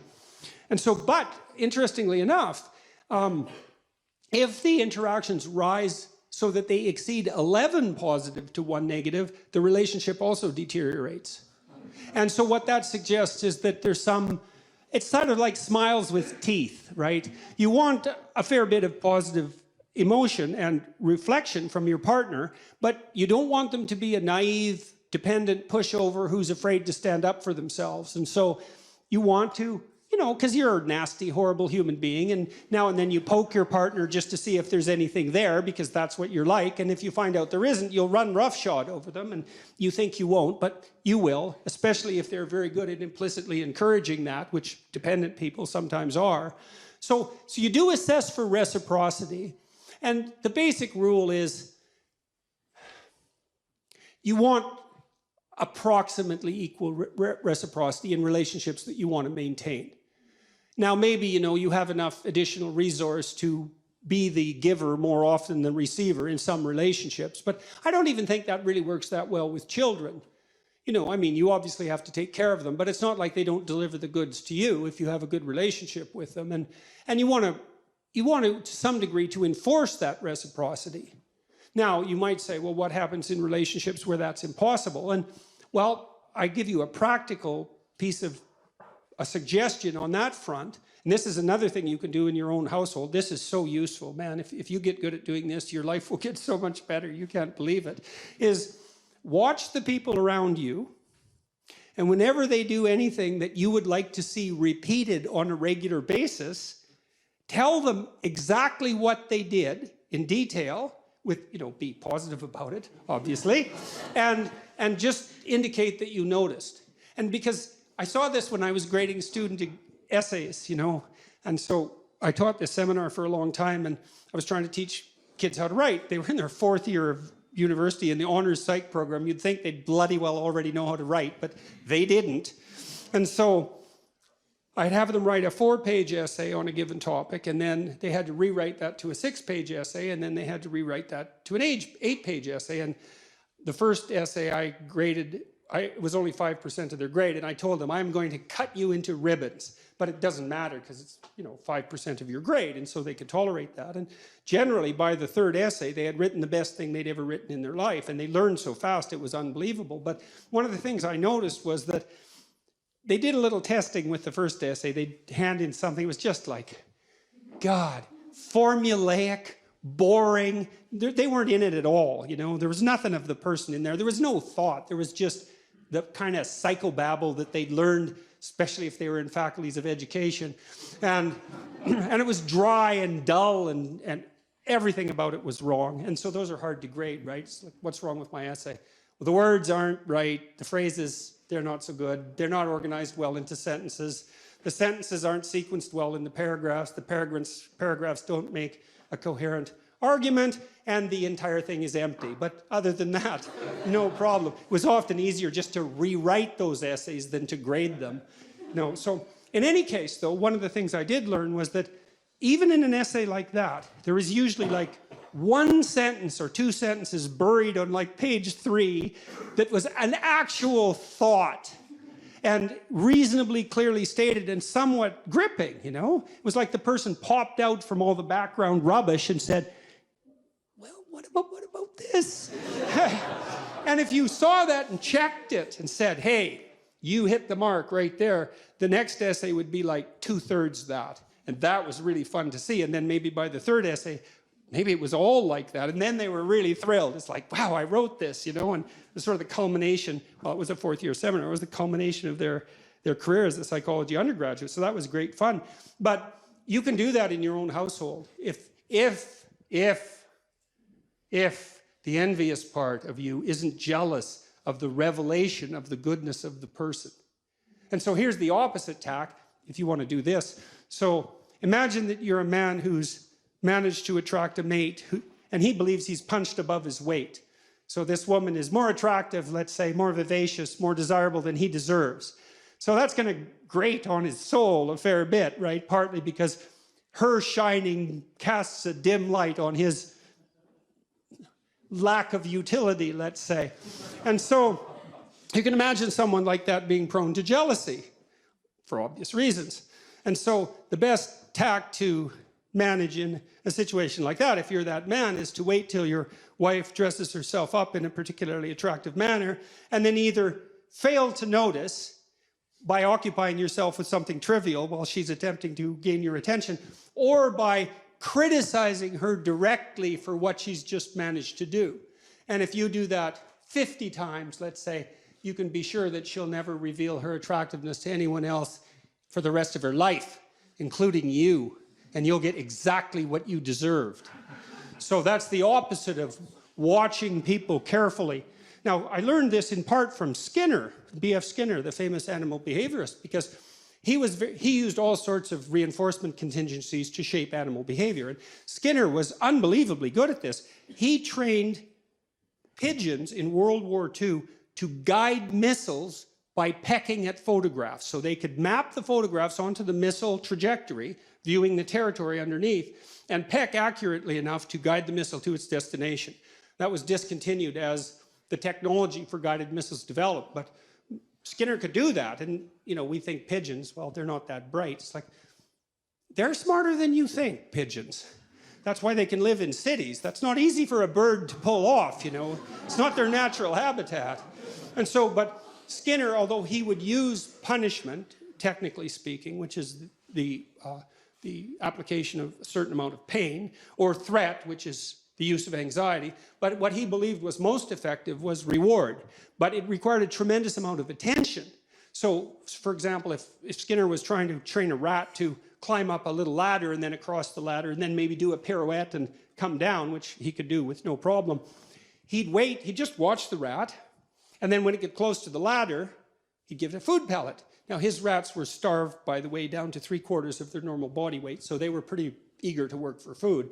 It's not something you necessarily saw in the methodology section of the papers, but, and that's not a critique of Skinner, it's just an indication of how simplification takes place in laboratory experiments. But in any case, he'd wait for the rat to get near the ladder and give it a food pellet. And soon the rat would be hanging around the ladder quite a lot. And then now and then, just more or less randomly, the rat would put a paw up on the ladder, food pellet. Well, then the rat would hang around the bottom of the ladder with paw up. Well, if he did that continually through observation, he could get the rat to do pretty much anything that you could imagine a rat could do, and then maybe some things you couldn't imagine. And this isn't a manipulative technique, by the way, although it can be used that way. It's not effective unless you do it with a certain degree of wisdom. You want to think, well, what do you want in your house? How about peace, tranquility, happiness, and humor? Something like that. It's not a bad first pass approximation. And you got to get that in your head. It's like, do you want that, or do you want the delights of endless martyrdom? Because you have to make a choice, and you might think, I wouldn't pick martyrdom. It's like, really? Really? You wouldn't, eh? You'd pick peace and happiness and humor, and so everywhere you go, that's all you're ever surrounded with. It's like highly improbable. So don't be so sure you're aiming up. But if you can orient yourself in that direction, and carefully, and knowing full well what the hellish alternative is, because you need to know that, then you can watch and see, well, when is this manifesting itself in the people around me?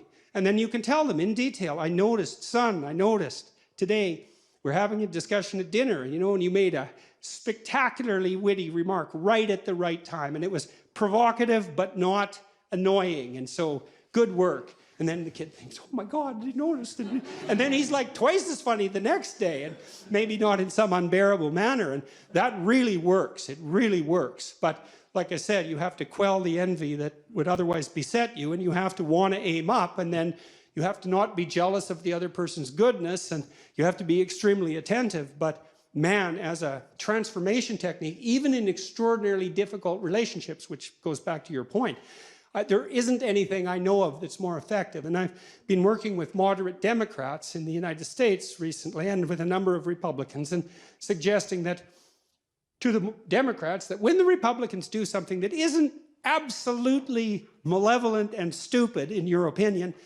you might want to just say something.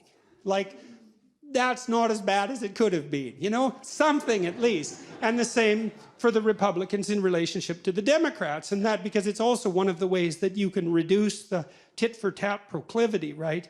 You want to give the devil his due, especially when you're not actually talking to the devil, but just the person who's sitting across you, let's say in the house. It's an unbelievable, and people, that's another issue. I mean, if you want people to appreciate having you around, learning how to listen, that is a skill that is absolutely unbeatable. And this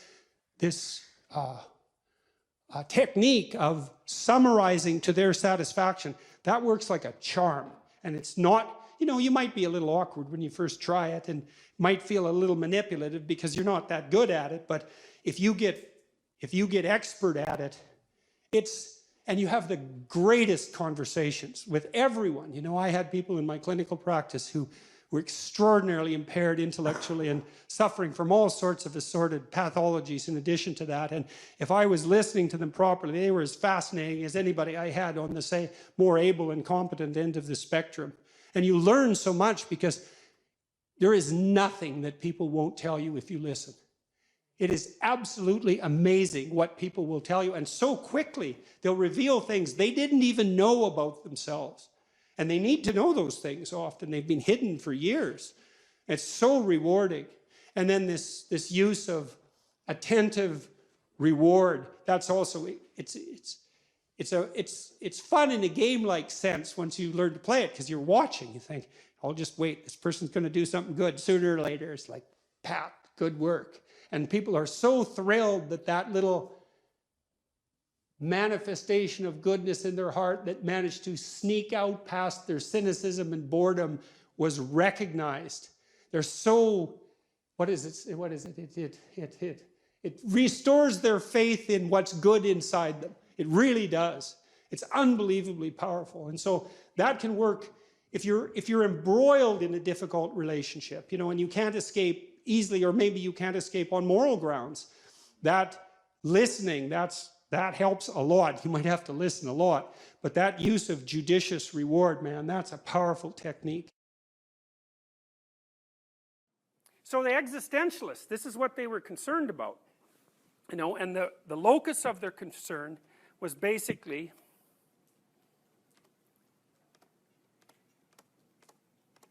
it was basically Nietzsche. And you all know that, and the reason I concentrate on Nietzsche and also on Dostoevsky is because I think those two people summed up the 19th century. I really think that. And that the problems that they laid out and predicted would unfold in the 20th century were the problems that unfolded in the 20th century. So they got their predictions right. And I think they got their causality right too. And given the inability of social scientists, including psychologists, to predict large-term mass events, the fact that these two people managed it 30 to 40 years before the events unfolded, and even longer than that, seems to me that it's pretty much worthwhile to consider them psychologists. And certainly Nietzsche thought that of himself, and so did Dostoevsky for that matter. And they had immense influence on people like Freud and Jung and Rogers, all the people that we've been studying. Their thinking is lying underneath every issue we've discussed. This is Nietzsche's, one of Nietzsche's great statements. Of what is great, one must either be silent or speak with greatness. With greatness, that means cynically and with innocence. What I relate is the history of the next 2 centuries. I describe what is coming, what can no longer come differently, the advent of nihilism. Our whole European culture is moving from some time now with a tortured tension that is growing from decade to decade as towards a catastrophe. Restlessly, violently, headlong, like a river that wants to reach the end, that no longer reflects, that's afraid to reflect. He that speaks here has conversely done nothing so far but to reflect, as a philosopher and solitary by instinct, who has found his advantage in standing aside, outside. Why has the advent of nihilism become necessary? Because the values we have had hitherto thus draw their final consequence. Because nihilism represents the ultimate logical extension of our great values and ideals. Because we must experience nihilism before we can find out what value these values really had. So one of Nietzsche's claims, for example, was that as Christianity in Europe transformed itself into science, he felt that one of the advantages to the Catholic domination of Europe for so many centuries was that the mind of the Catholic adherents who took the discipline seriously, or the dogma seriously, learned to interpret all events under the schema of a single theory. And he thought about that as a form of discipline. So you could imagine that if I want to teach you how to theorize, I might teach you a theory and have you adopt it. And Nietzsche's point would be that, well, that means you know a theory, but it also means something else. It also means that now you know how to theorize. And the important consequence of learning a theory may not be the theory. It may be that you've learned to theorize.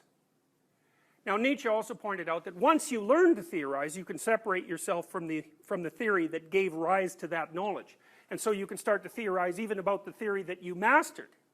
And he thought that's what happened to Europe as a consequence of its domination by Christianity, especially because of Christianity's essential insistence on the utility of the truth. Now, he thought that was transformed after Catholicism into scientific investigation, but that the spirit of theorizing and truth remained intact, and then that the consequence of that was that the European mind was disciplined by a dogma, then it freed itself from the dogma, then it turned its power on the dogma, and noted that the dogma itself seemed to be grounded in nothing that you could get a grip on, the way you grip things with an empirical mind.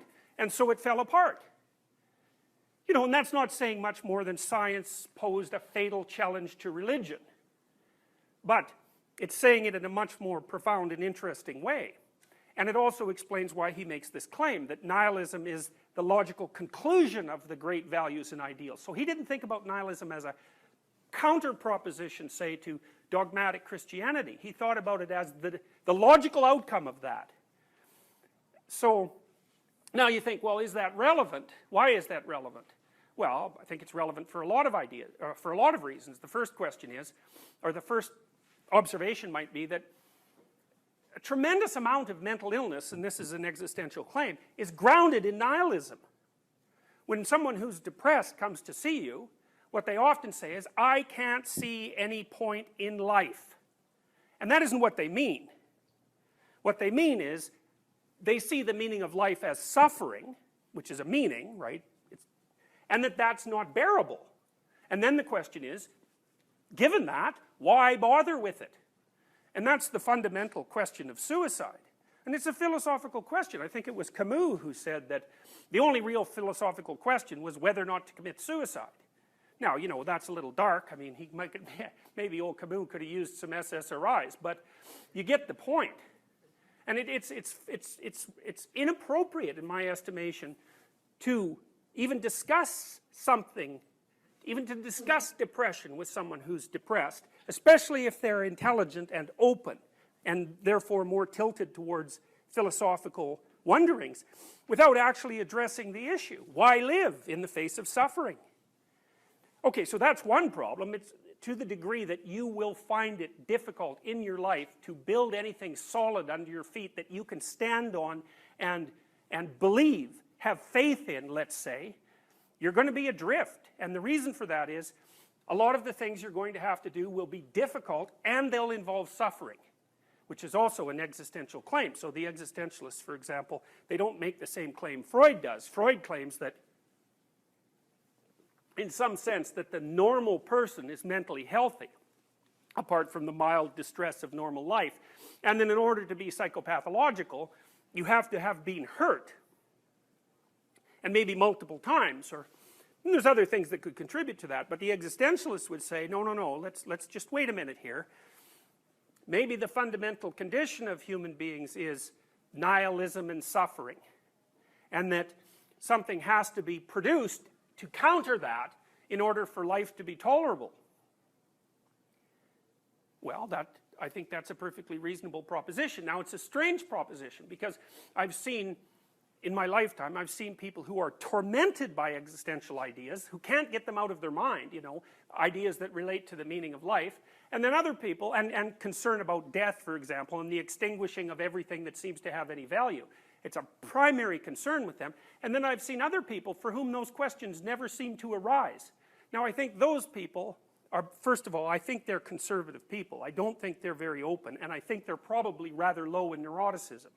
So they're not philosophically curious. They don't go up chains of abstractions. And even if they do, they don't necessarily get disturbed in the most profound areas of their being by the questioning. But that still leaves plenty of people in the other category.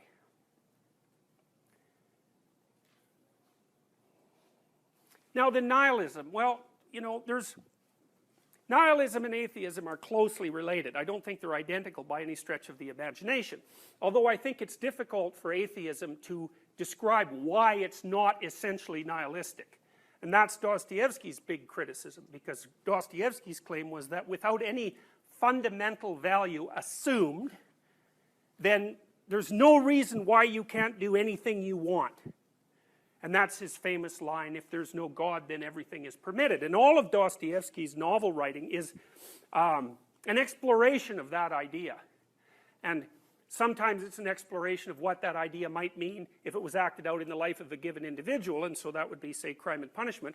And another would be, say, in his book, The Devils or the Possessed, it's an examination of what that idea means if it's gripped by an individual who has social and political ambitions. And that's when Dostoevsky basically prophesied, so to speak, that one of the consequences of the death of God would be the rise, basically, of communist totalitarianism, because essentially that's what he predicted in The Devils.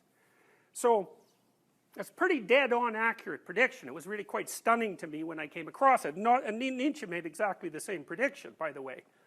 And so for those two men, the death of an ultimate meaning system, especially one that, you see, when you think about something like European Christianity, it's misleading in some sense, because the system of beliefs that constituted European Christianity and other great belief systems wasn't 2,000 years old. It was like 25,000 years old. You know, you can think about it as beginning at year zero, but it's a mistake from a historical perspective. The ideas that that profound religious traditions are predicated on are generally grounded in ideas that are much, much older than the traditions themselves. And so, in some sense, when at the end of the 19th century, when things fell apart for us and we could no longer rely on our history-predicated morality to guide us, it wasn't merely that we lost an overlay, a psychological overlay that had been laid on humanity for 2,000 years. It was way deeper than that. We don't even know how old those ideas are. We have some idea about how old they are. They're at least as old as written culture. But we also know that the people who have been brought into the mainstreams of history, you know, as the world has united, the people who were not literate had mythologies that drew from the same themes. And some of those people, as far as we can tell, had lived a lifestyle that was essentially unchanged for 25,000 years. And so the Australian Aborigines are like that. So there's plenty of evidence that these ideas are extraordinarily old, and what that means is that when we separate from them, in some sense, not only do we separate from our philosophical presuppositions, but we separate from the historical consequences of our biology. It's a serious problem, and I think that's partly why it's very difficult to distinguish between someone who's nihilistic and someone who's mentally ill. That's not a radical claim. I mean, people, especially who are on the depressed side of the distribution, will tell you that they're nihilistic. You know, they may not use that terminology, although they often do. I just can't see any point. It's like, well, why does that matter? Why does it matter? It seems to be a fact that it matters. So it's an interesting fact. That's a phenomenological fact in some sense, because one of the things that Heidegger pointed out, and he was a founder of the phenomenological school, was that your primary orientation to the world, he thinks in a strange way, that your primary orientation to the world was one of care. So you could say, well, what characterizes your experience? What sort of creature are you? And Heidegger's answer would be, well, you're a creature who cares about things. Insofar as you're engaged in the world, your primary orientation is one of care. And you can think about that as a value, right? It's a consequence of your value orientation, and God only knows where that comes from. Part of it's biological, part of it's developmental, part of it's historical. It's very, very complex. But if you stop caring about everything, you're in trouble. And that's one of the things that seems to indicate that caring is actually a fundamental reality. You stop caring about things, you don't stop suffering. And it seems that unless the caring counterbalances the suffering, you can't maintain an even keel. And that's partly because it doesn't seem just, right? I mean, when terrible things happen to people, they always say, well, two things. How is it that being could be constituted in this manner? Like, what the hell's going on at the fundamental levels of reality that such suffering has to be the case? You'll certainly ask that if you have a child who's diagnosed with cancer, for example. Or you might think, well, why is this cruelty, as it appears, necessarily aimed at me right now in this place, when hypothetically it could have not happened at all, or perhaps been visited on someone more deserving, you know, which is the good are punished and the evil remain unpunished, something like that. So that produces, for human beings, that produces a cry it's a cry for justice. How can the world be constituted that way? And that seems to be built into us. Those aren't questions we can just avoid. They're questions that will arise in your psyche. They'll arise as fundamental questions when sufficiently terrible things happen to you. So the existentialists would say, well, those are conditions of existence. You're just stuck with that. It's part of human nature. It's part of human being to be perplexed by those questions. Then the question is, at least in part, is there any way of answering them? Nietzsche said, we require at some time new values. Nihilism stands at the door. Whence comes this uncanniest of all guests? Point of departure. It is an error to consider social distress or physiological degeneration or corruption of all things as the cause of nihilism. Now, that's a typical Nietzschean phrase, because there are three profound ideas in that sentence, and each one is in a different phrase. So Nietzsche said at one point, I can write in a sentence what other people write in a book. And then he said, well, what other people can't even write in a book. And this sentence is a good example of that. So what does he say? Well, you know, if you see that people are suffering and in trouble, one thing you can say that is that the reason for that is that the economic system is unjust and they're layered along the bottom, and that's the fundamental cause of their suffering. But Nietzsche doesn't allow that to be an interpretation, a causal interpretation, because he says there are multiple ways of interpreting your position, and mere absence of material luxury does not necessarily destine you to one perspective or another. Physiological degeneration, well, people are unhappy or suffering because they're ill in some manner. Well, you could make that a matter of definition by saying that if you're suffering or unhappy, you are ill, but that's not a causal argument. It's just a different way of categorizing the data. And Nietzsche would reject that, because he would also note that there's some correlation between physiological health and meaning in life, but the correlation doesn't imply causality, and even if it did, the relationship is by no means perfect to the degree that you would want a relationship to be before you accepted it as relevant. Or corruption of all things, well, that would be the idea that being itself is evil, like an evil trick, which is what Tolstoy said, by the way, when he wrote his Confessions. Because Tolstoy, at the height of his intellectual power, he was the most famous novelist in the world, and unbelievably well regarded, well, throughout the world, but particularly in Russia. And he was a very, like a socially benevolent man and well regarded for his wisdom. For years he was afraid to go outside with a rope or a gun because he thought he would either hang or shoot himself. And the reason for that was that he had been struck by the idea that life is so unbearable that it should be eradicated. And he couldn't think his way out of that. And it was a form of thought that was actually very characteristic of intellectuals in Russia during his time and in his place. I mean, Dostoevsky wrote about exactly the same sorts of things. But even Tolstoy noted that merely observing that the world was a corrupt and evil place was not necessarily enough to tilt people towards nihilism, because there seemed to be people who weren't nihilistic despite the fact that that seemed self-evident to him. And he thought Tolstoy actually turned to the Russian people. You know, he was very entranced by the idea of the folk and folk wisdom. And he turned to the Russian people as a source of new inspiration, like the peasantry. And Tolstoy actually fought for the freedom of the peasantry. And he felt that their simple faith, so to speak, was something truly admirable, rather than something pathetic and weak from an intellectual perspective. He strove to emulate that criticismless faith, but of course he couldn't do it, because once you've taken a bite out of the apple, there's no going back, so to speak. Nietzsche says, distress, whether psychic, physical, or intellectual, need not at all produce nihilism. That is, the radical rejection of value, meaning, and desirability. Such distress always permits a variety of interpretations. Rather, it is one particular interpretation, the Christian moral one, that nihilism is rooted. The end of Christianity, at the hands of its own morality, which cannot be replaced, which turns against the Christian God. The sense of truthfulness, highly developed by Christianity, is nauseated by the falseness and mendaciousness of all Christian interpretations of the world and of history. It's a rebound from God is the truth to the equally fanatical faith, all is false, an act of Buddhism.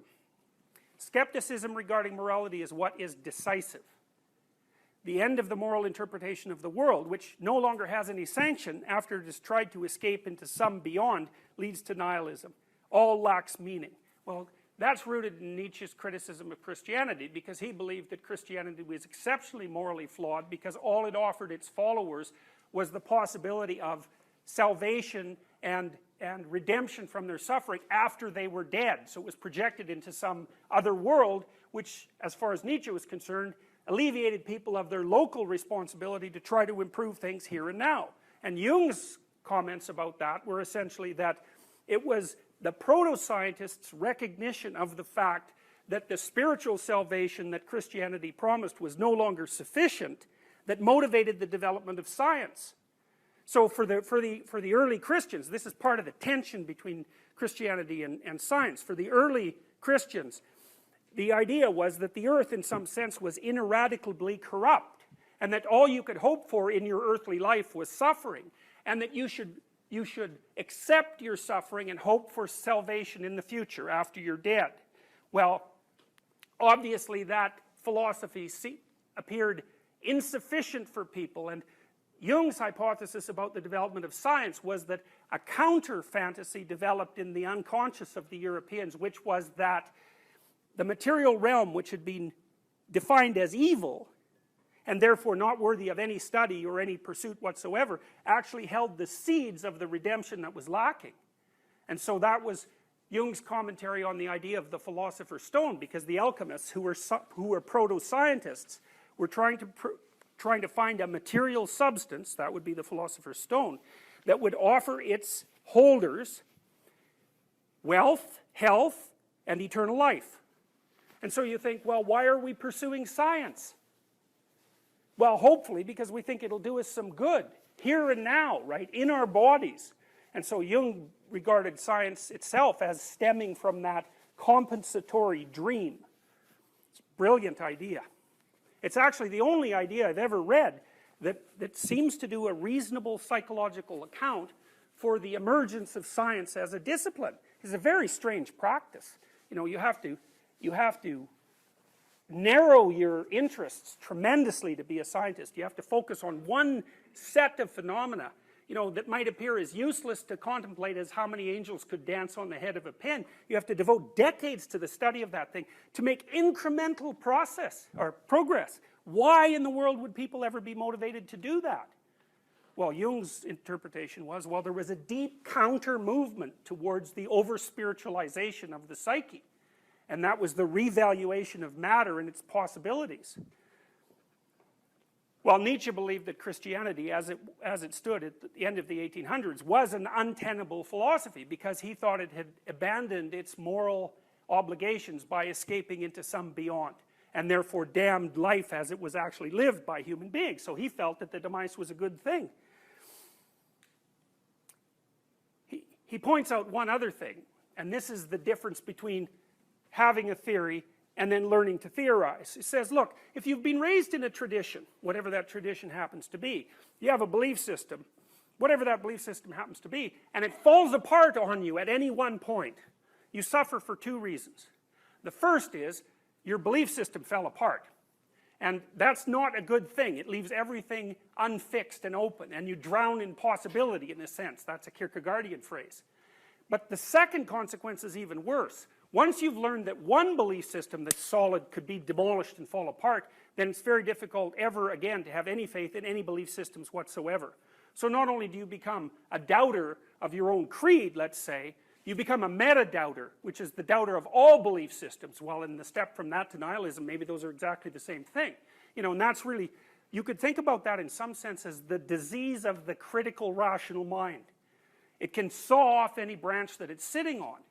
And, you know, the utility of that is leave no stone unturned, right? You're supposed to question things, and the utility of that is you learn new things. But the price you pay for it is that you're not necessarily ever certain about anything. And, you know, you could say, well, maybe you shouldn't be certain about anything, but, you know, you can forget that. You know, you're going to have to act as if you're certain many times in your life. For when you choose a permanent mate, for example, if you do that, which you probably will because you're university educated, and university educated people still do that, although no one else does. So, and you're going to pick a career, and you're going to make decisions one after the other, about which, if you're not certain, you can't make, in which case you have no life. You're just a whirlwind of chaos. So you're stuck with the necessity of following a course of action, which is acted out certainty, that your intellect cannot regard as appropriate. And that's hard on people. Why should I choose this instead of this? Why should I act this way instead of that way? You know, I don't know is not a very useful answer when you're a creature that's as cognitively able as we are.